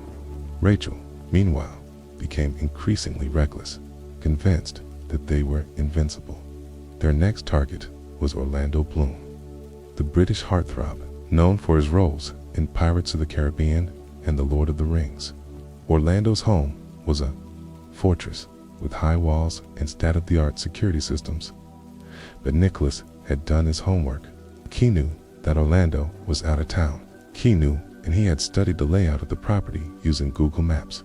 On the night of the heist, Nicholas, Rachel, and their new accomplice, Diana Tamayo, arrived at Orlando's mansion dressed in all black, their faces covered with scarves. They scaled the fence and made their way to the backyard, where they found an unlocked glass door. It was almost too easy. Inside, the house was a treasure trove of luxury. Designer clothes hung in the closets, Rolex watches gleamed in the drawers, and stacks of cash were scattered throughout the rooms. Nicholas and his crew moved quickly, filling their bags with as much loot as they could carry. But as they were leaving, Nicholas noticed something that made his blood run cold. Surveillance camera pointed directly at them. He knew they had been caught on tape, but there was no time to worry about it now. They fled the scene, their hearts pounding with a mix of fear and exhilaration. The next morning, Orlando returned home to find his house ransacked. The police were called, and the surveillance footage was reviewed. The images were blurry, but they clearly showed 3 figures entering and leaving the property. The media quickly picked up the story, and the bling ring was thrust into the spotlight. For Nicholas, this was both a blessing and a curse. On one hand, he loved the attention. For the first time in his life, he felt important. On the other hand, he knew that the police were closing in. As the pressure mounted, cracks began to form in the bling ring.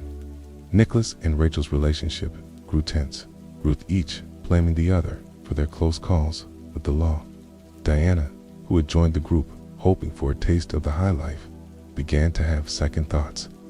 She had never imagined that things would get this dangerous. Meanwhile, the media frenzy surrounding the bling ring only grew. News outlets dubbed them the Hollywood Hills burglars, and their exploits became the talk of the town. But the bling ring wasn't just about Nicholas, Rachel, and Diana. There were others involved: Alexis Nyers, her sister Gabby, and their friend Tess. Alexis was a wannabe actress with dreams of fame and fortune. She had grown up in the shadow of Hollywood, surrounded by the glitz and glamour of the entertainment industry. Unlike Nicholas and Rachel, Alexis wasn't content with stealing from celebrities. She wanted to be one. Alexis's involvement with the bling ring began innocently enough. She had met Nicholas at a nightclub, and the two quickly hit it off. Nicholas, always the charmer, told her that he was a celebrity stylist and offered to help her break into the industry. Alexis was flattered and eager to impress. When Nicholas invited her to join him and Rachel on a heist, she didn't hesitate. It was her chance to live like a star, even if only for a night. But as the heists grew more daring, Alexis began to feel the weight of what they were doing. She had always dreamed of fame, but this wasn't the kind of attention she wanted. Media was painting the bling ring as a group of spoiled, entitled kids who thought they were above the law. Alexis knew that if they were caught, her dreams of becoming an actress would be over. The final straw came when the bling ring targeted Lindsay Lohan. Lindsay was one of the most famous actresses in the world, and her home was a treasure trove of valuables. Nicholas, Rachel, and Diana broke into Lindsay's house and made off with a fortune in stolen goods. But this time, the police were ready.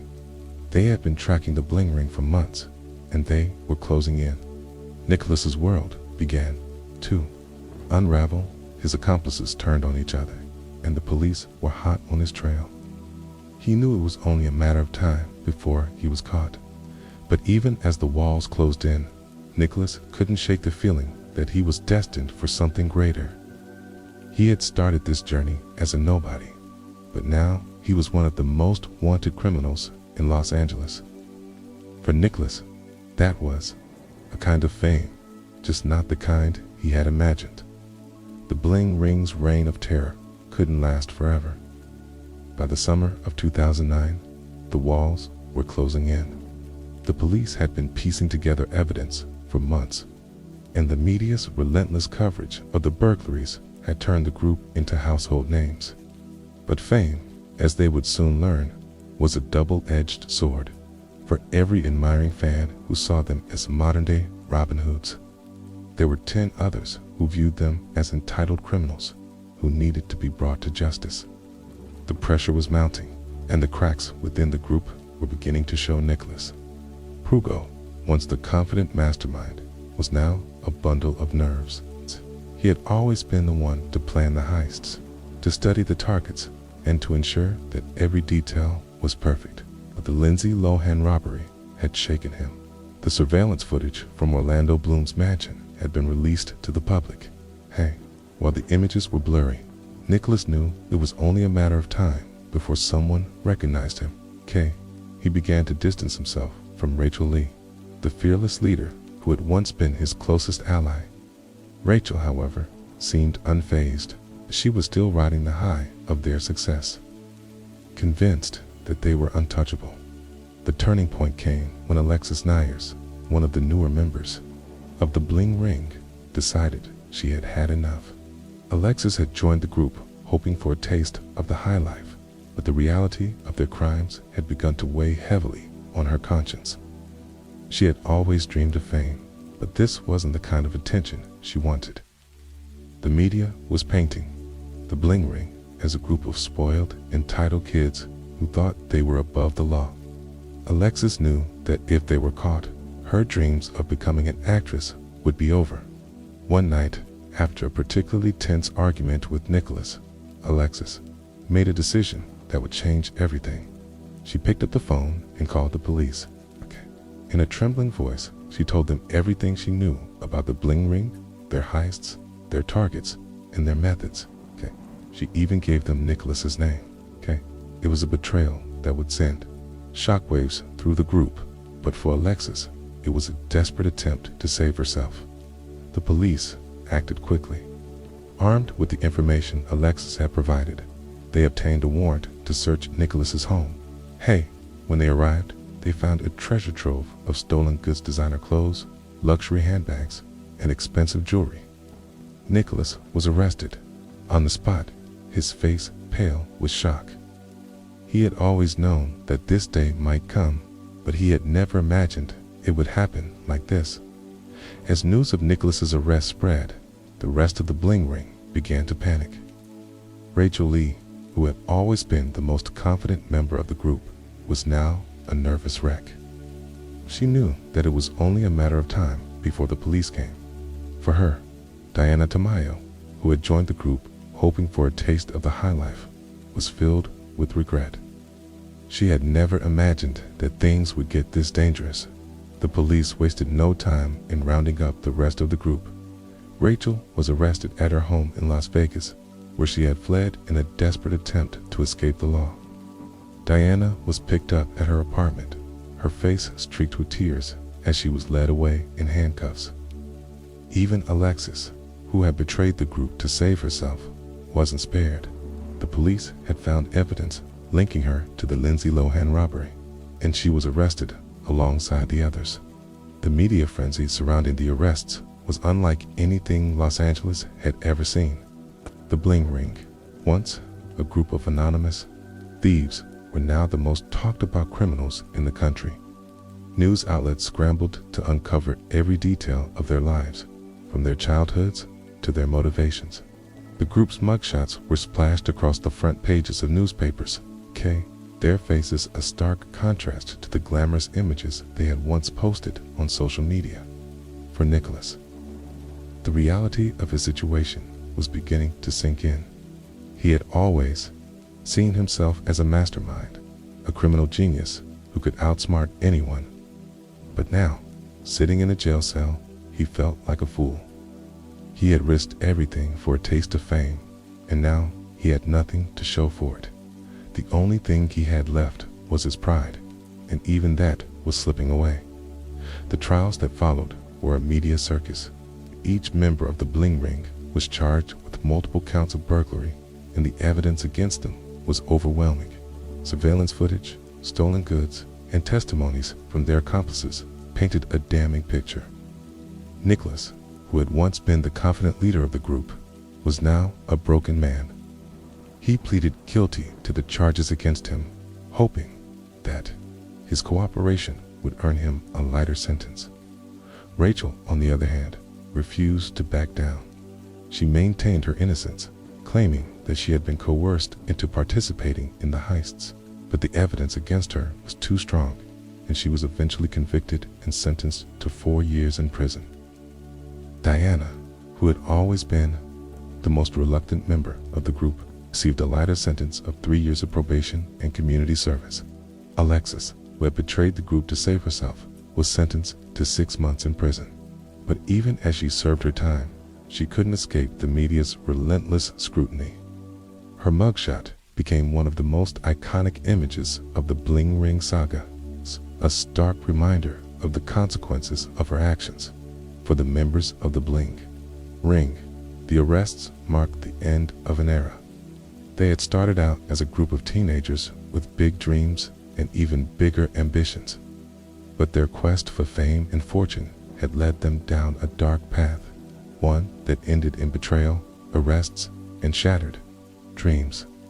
The fall of the Bling Ring was as dramatic as its rise.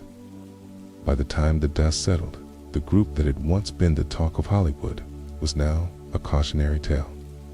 The media, which had once glorified their exploits, now painted them as entitled criminals who had gotten what they deserved.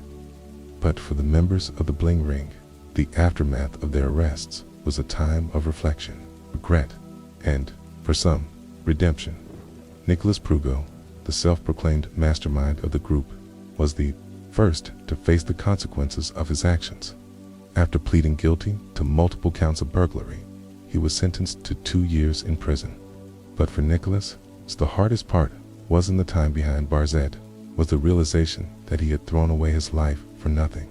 He had always dreamed of fame, but now he was infamous, his name forever associated with crime and betrayal, in prison. Nicholas had plenty of time to think about what had gone wrong. He thought about Rachel Lee, his former partner in crime, Kay, and how their friendship had disintegrated under the weight of their crimes. He thought about Alexis Nyers, the girl who had betrayed him to save herself, and wondered if he would have done the same in her position. Most of all, he thought about his family, the people who had stood by him even when he had let them down. When Nicholas was released from prison after serving just 1 year of his sentence, was a changed man. He knew that he could never undo the damage he had done, but he was determined to make amends. He started by reaching out to his victims, apologizing for the pain he had caused. It wasn't easy. Many of them wanted nothing to do with him, but Nicholas was determined to prove that he was more than just a criminal. Rachel Lee, on the other hand, struggled to come to terms with her new reality. She had always been the fearless leader of the Bling Ring, the one who pushed the group to take bigger risks. But now, sitting in a prison cell, she felt like a shadow of her former self. Confidence that had once defined her was gone, replaced by a deep sense of regret. Rachel's time in prison was a wake-up call. She realized that she had been chasing the wrong kind of fame, the kind that came at the expense of others. When she was released after serving 4 years of her sentence, she was determined to turn her life around. She cut ties with her old friends and started over, hoping to leave her criminal past behind. Diana DeMaio, the most reluctant member of the Bling Ring, was the only one who managed to avoid prison time. She was sentenced to 3 years of probation and 60 days of community service, relatively light punishment compared to the others. But for Diana, the emotional toll of her involvement in the group was punishment enough. She had joined the Bling Ring hoping for a taste of the high life, but the reality of their crimes had left her feeling empty and disillusioned.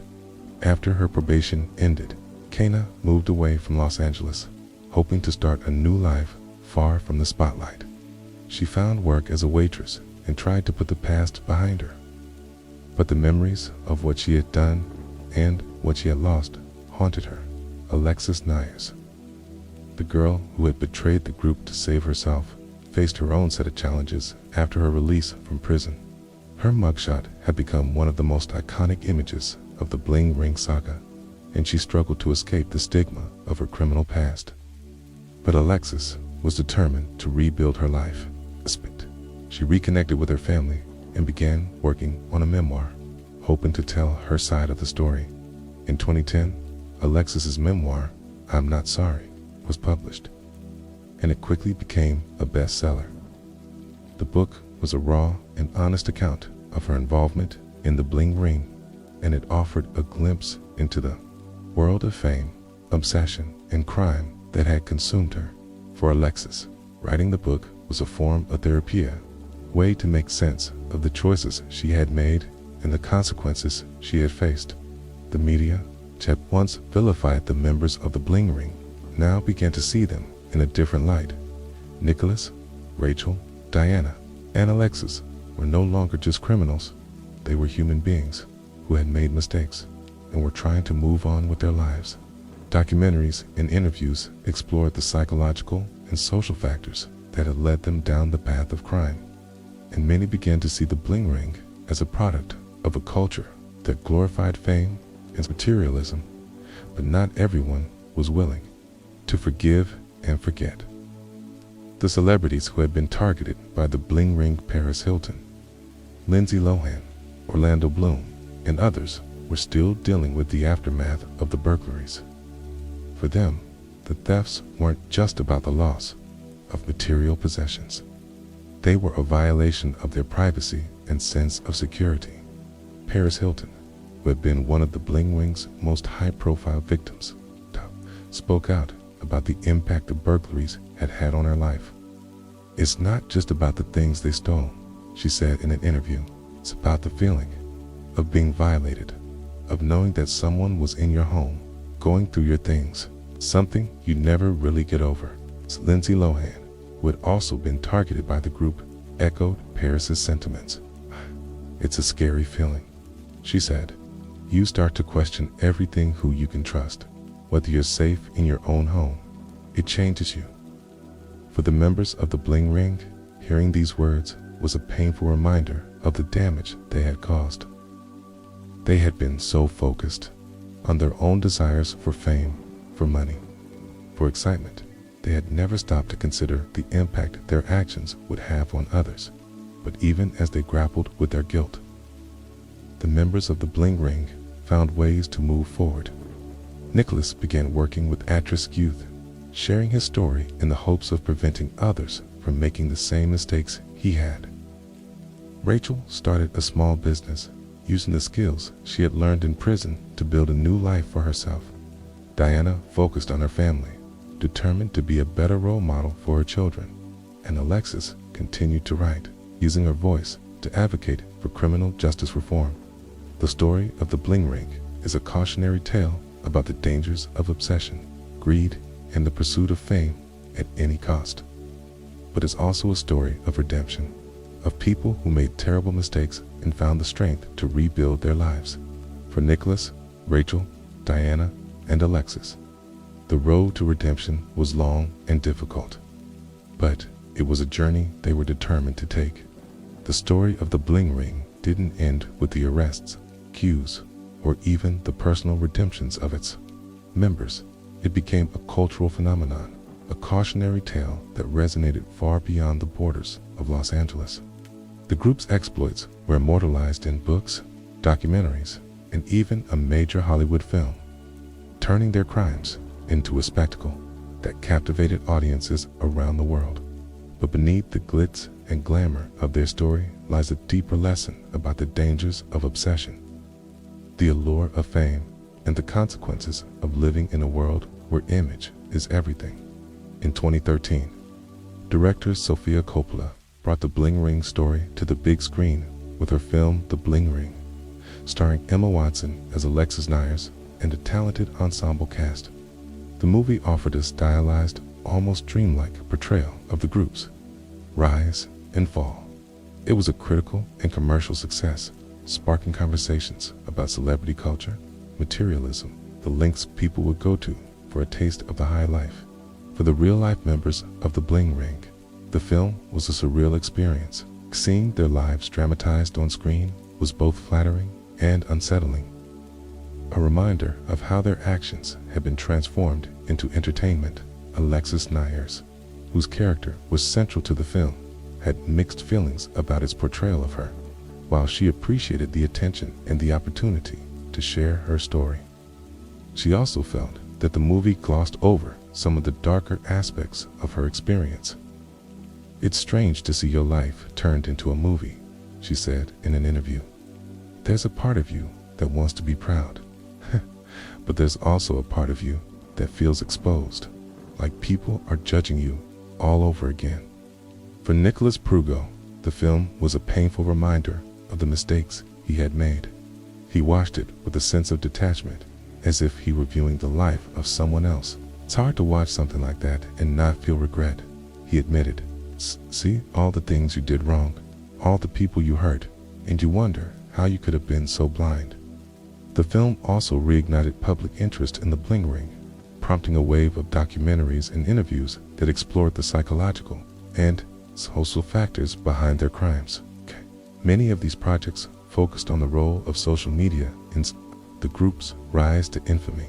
The bling ring had used platforms like Facebook, Instagram, and Twitter to track their targets, plan their heists, and flaunt their stolen goods. In doing so, they had exposed the dark side of the digital age world, where privacy is an illusion, and fame is just a click away. The media's fascination with the bling ring also highlighted the blurred lines between crime and entertainment. For some, the group's story was a thrilling tale of rebellion and excess, modern-day Bonnie and Clyde for the Instagram generation. For others, it was a sobering reminder of the dangers of celebrity worship and the toxic allure of materialism. The bling ring had been driven by a desire to live like the stars they idolized, but in the end, they became a cautionary tale about the cost of chasing fame at any cost. But the legacy of the bling ring isn't just about their crimes or the media, frenzy that followed. It's also about the lessons we can learn from their story. For many, the group's downfall serves as a reminder of the importance of self-awareness, accountability, and the dangers of losing sight of what really matters. Nicholas Prugo, who has spent years reflecting on his actions, hopes that his story can serve as a warning to others. "I want people to understand that fame and money aren't everything," he said. "They're not worth sacrificing your integrity, your relationships, or your freedom. I learned that the hard way, and I hope others can learn from my mistakes." Rachel Lee, who has largely stayed out of the public eye since her release from prison, echoes Nicholas's sentiments. It's easy to get caught up in the idea of being famous, of having everything you ever wanted, she said. But the truth is, those things don't make you happy. What really matters is the people you love and the life you build for yourself. For Alexis Nyers, the legacy of the bling ring is a complicated one. While she regrets the choices she made, she also sees her experience as an opportunity for growth and self-discovery. "I've made a lot of mistakes, but I've also learned a lot about myself," she said.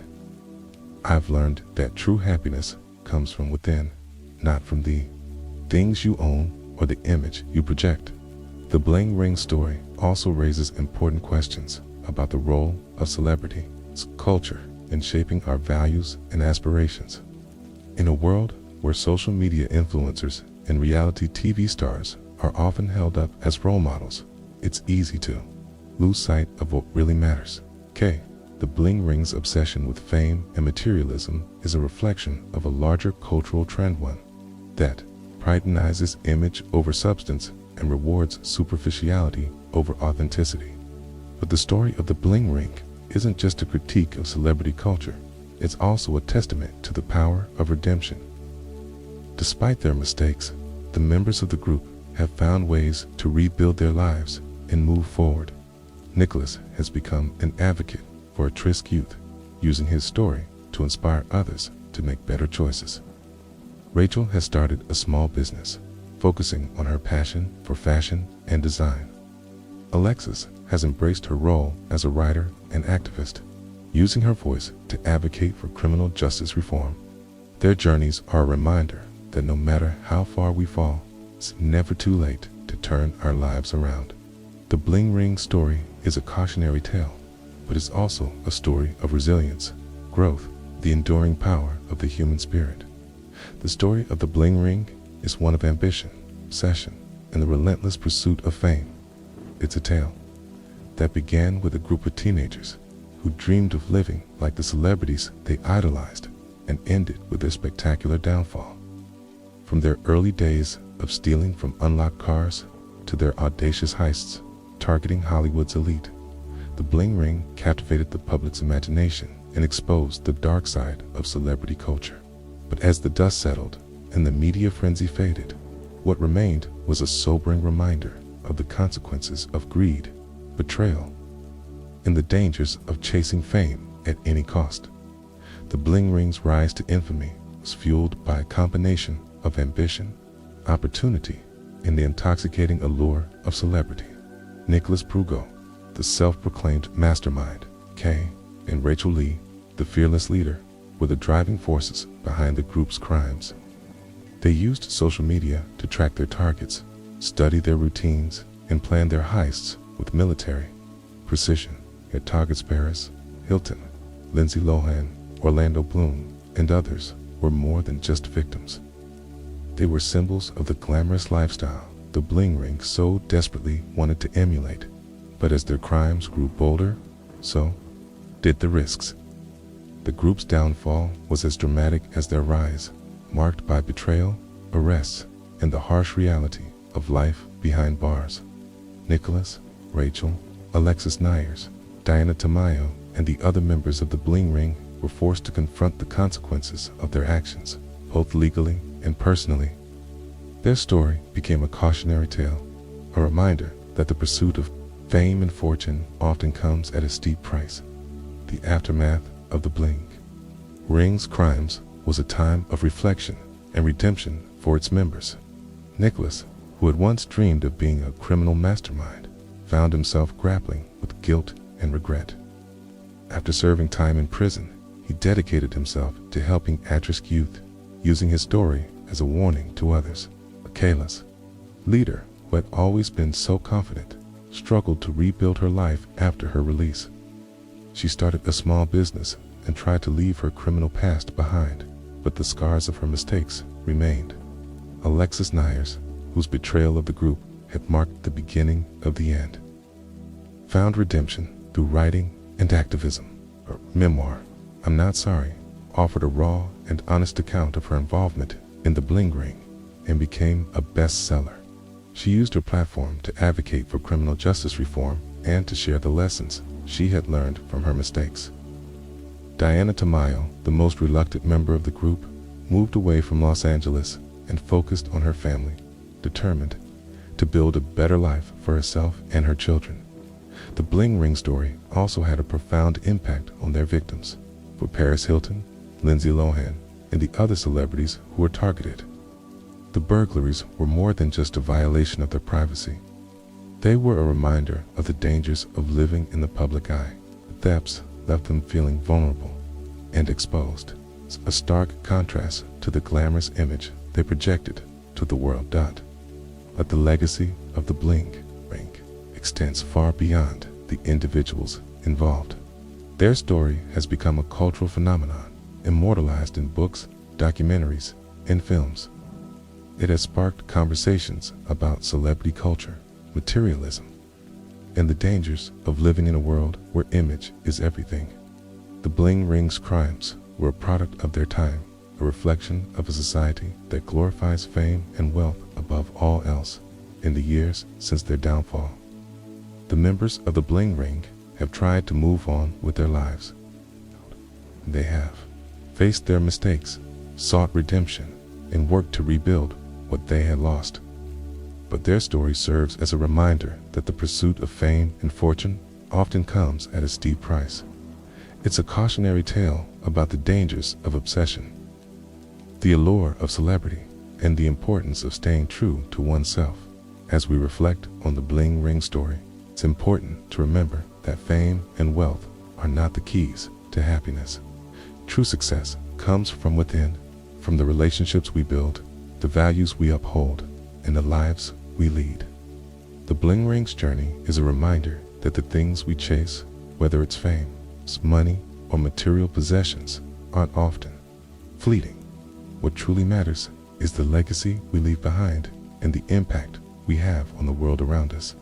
The story of the bling ring is one that will continue to captivate and intrigue for years to come. It's a tale of ambition, obsession, and the relentless pursuit of fame, but it's also a story of redemption, resilience, and the enduring power of the human spirit.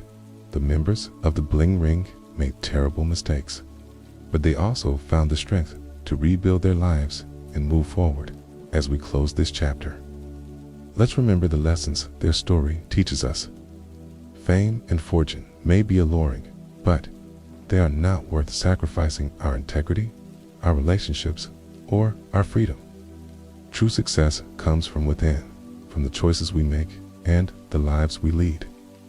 The Bling Ring story is a cautionary tale, but it's also a reminder that no matter how far we fall, it's never too late to turn our lives around. Thank you for joining us on this journey through the rise and fall of the Bling Ring. If you enjoyed this story, don't forget to like, share, and subscribe for more captivating tales. And if you're interested in exploring another fascinating story, check out our video on insert related topic here. Until next time, stay curious, stay inspired, and remember, true success is about more than just fame and fortune. See you tomorrow.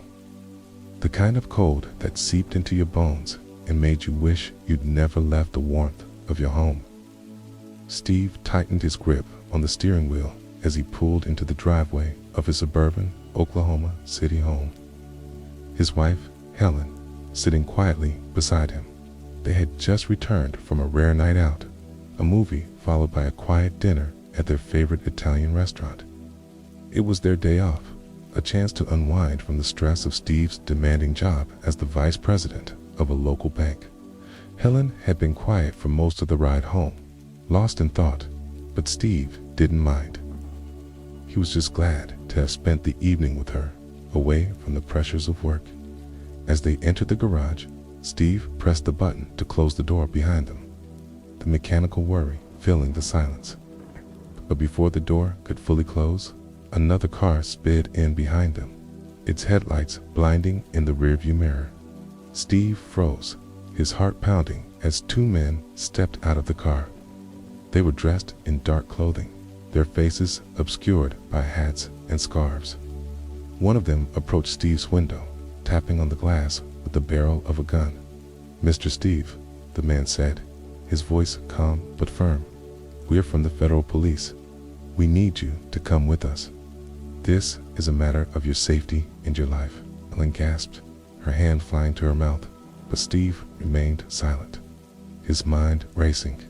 He knew this wasn't right. Federal officers wouldn't approach him like this in the middle of the night in his own garage. But before he could react, the man opened the car door and pulled Steve out, shoving him against the wall. Helen screamed, but the other man was already at her side, his gun trained on her. "Don't make this harder than it has to be," the first man said, his voice low and menacing. Steve's mind was a whirlwind of fear and confusion. Were these men? What did they want from him?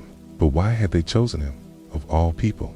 As the men forced Steve and Helen into their house, Steve couldn't shake the feeling that this was just the beginning of something much bigger, something far more dangerous than he could have ever imagined. Little did he know, this night would unravel a story of crime, betrayal, and a criminal mastermind whose brilliance was matched only by his ruthlessness. This was the night that would change everything. The man who had orchestrated this nightmare was Terry Connor. It's a name that would soon become synonymous with fear and infamy. Terry's journey into the world of crime had begun decades earlier. In a small California town where he had grown up as the quiet, skinny kid who always seemed to be the target of bullies. Born in 1944 to a modest family, Terry had always felt out of place, as if he didn't belong in the world around him. He was intelligent, far more so than his peers. But his sharp mind was often overshadowed by his social awkwardness and the mild mental disorder that made it difficult for him to connect with others. Terry's parents did their best to provide for him, but they were struggling to make ends meet. and their attention was often divided between work and their other children. As a result, Terry spent much of his childhood alone, lost in his own thoughts and dreams. It was during these solitary moments that he began to develop a fascination with puzzles and problem solving. He would spend hours analyzing complex problems, breaking them down into smaller, more manageable parts until he found a solution. This skill would later become the foundation of his criminal career, but for now was just a way for Terry to escape the harsh realities of his life. As he grew older, Terry's intelligence and analytical mind began to manifest in more sinister ways. He started small, stealing from local businesses and experimenting with different methods of breaking and entering. At first, it was just a way to prove to himself that he could outsmart the system, but as his confidence grew, so did his ambitions. By the time he was in his early 20s, Terry had set his sights on a much bigger target: banks. His first major heist was a small bank in Arizona, a place he had chosen because of its minimal security and remote location.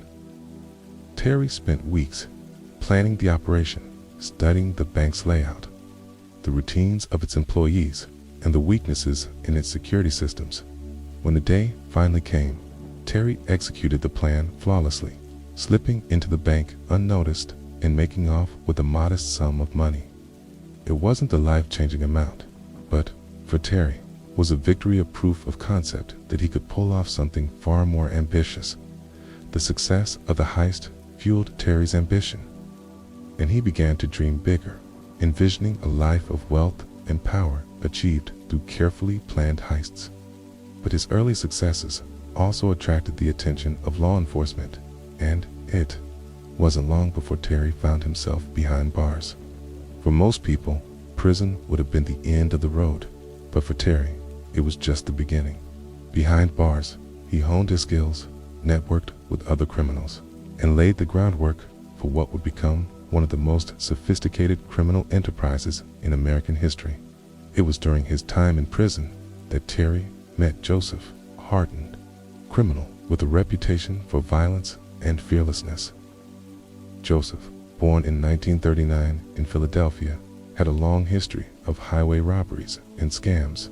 Like Terry, who relied on his intellect and planning, Joseph was the muscled enforcer who could intimidate and overpower anyone who stood in his way. The two formed an unlikely partnership, with Terry as the mastermind and Joseph as the executor of their plans. Together, they began to recruit other criminals, assembling a gang that would help them carry out their heists. Terry's meticulous nature and Joseph's brute force made them a formidable team. They developed a system for their operations, which involved kidnapping bank managers and their families, forcing the managers to open the banks, and then making a swift escape. The gang operated with strict rules. No children were to be involved.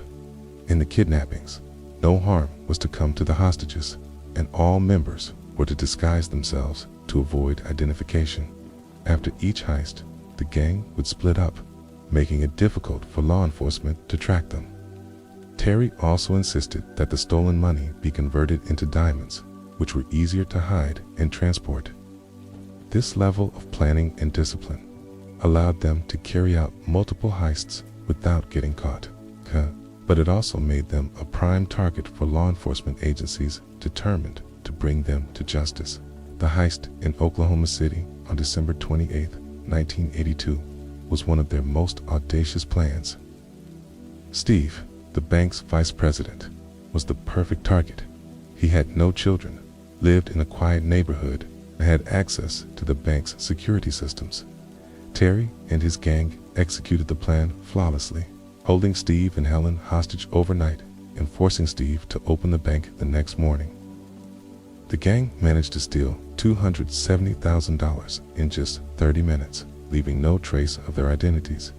However, Steve's quick thinking allowed him to alert the police after the gang had left, leading to a massive manhunt. The police were baffled by the sophistication of the operation and realized they were dealing with a highly organized and experienced criminal group. As they dug deeper, they uncovered a pattern of similar heists, across multiple states, all bearing the hallmarks of Terry and Joseph's methods. The detectives assigned to the case knew they were up against a formidable adversary, but they were determined to bring the gang to justice. The investigation led them to Terry's girlfriend in California, where they hoped to find clues about his whereabouts. However, Terry's meticulous planning and ability to stay one step ahead of the law made it difficult for the police to track him down.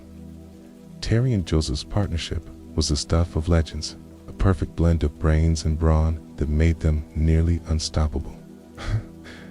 After their initial meeting in prison, the two quickly realized they complemented each other in ways that neither had experienced before.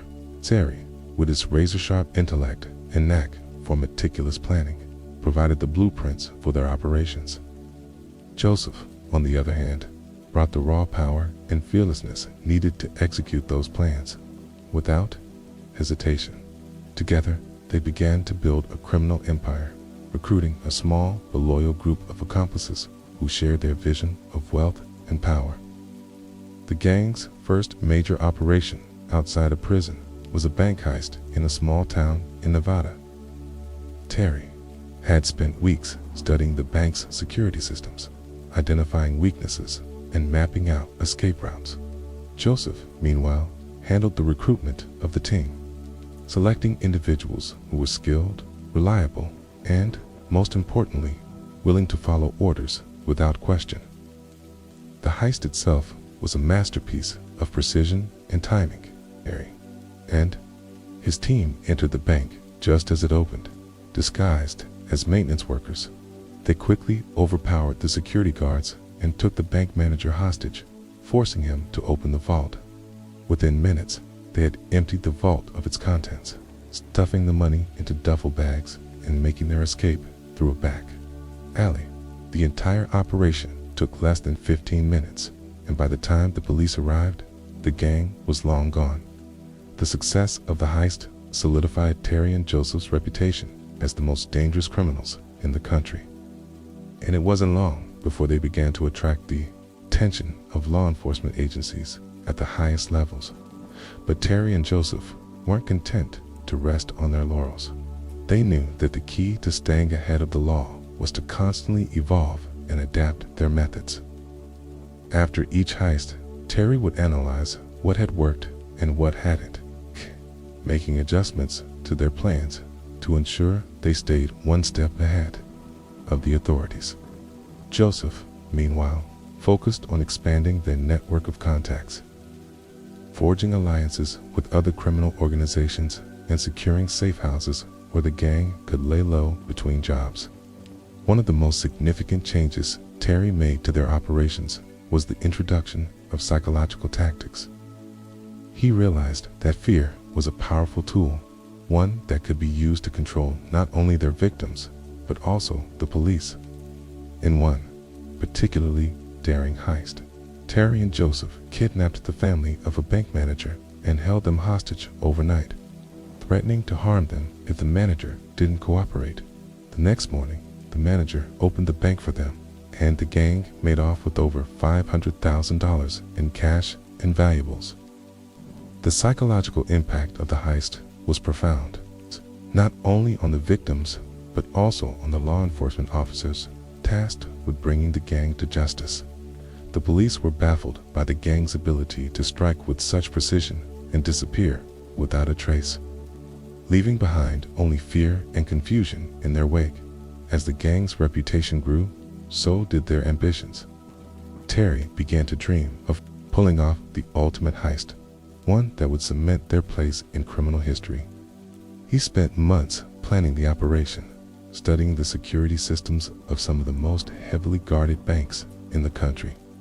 Eventually, he settled on a target, the First National Bank of Oklahoma City, one of the largest and most secure banks in the region. The bank's vault was rumored to contain millions of dollars in cash, gold, and other valuables, making it the perfect target for Terry's grand plan. But pulling off the heist would require more than just careful planning and brute force. It would require a level of coordination and discipline that few criminal organizations could achieve. Terry knew that the key to success lay in the gang's ability to work together as a single, cohesive unit, each member playing their part to perfection. To that end, he implemented a strict set of rules for the gang to follow. No one was to act independently or deviate from the plan in any way. Every detail, from the timing of the heist to the escape route, was carefully calculated and rehearsed. Terry also insisted that the gang avoid unnecessary violence, believing that it would only draw more attention from the police. Instead, he relied on intimidation and psychological manipulation to control their victims, a tactic that had proven highly effective in their previous heists. The night before the heist, Terry gathered the gang for a final briefing. They met in a secluded safe house on the outskirts of Oklahoma City, far from prying eyes. Terry laid out the plan in meticulous detail, going over every step of the operation and answering any questions the gang members had. Joseph, meanwhile, inspected the weapons and equipment they would be using, ensuring that everything was in perfect working order. As the meeting drew to a close, Terry looked around the room at the faces of his team. These were men and women who had put their trust in him, who had followed him into some of the most dangerous situations imaginable. He knew that the success of the heist depended on their ability to work together, to trust each other implicitly. "Remember," he said, his voice calm but firm, "this isn't just about the money. This is about proving that we're the best, that no one can stop us. If we stick to the plan and stay focused, we'll walk away with more than just a payday. We'll walk away with our freedom." The gang nodded in agreement, their faces set with determination. They knew the risks, but they also knew the rewards, okay? And they were ready to do whatever it took to succeed. The next morning, the gang put their plan into action. Terry and Joseph led the team into the bank, disguised as federal agents. They moved with precision and confidence, their years of experience evident in every step they took. The bank's security guards were caught off guard, their training no match for the gang's ruthless efficiency.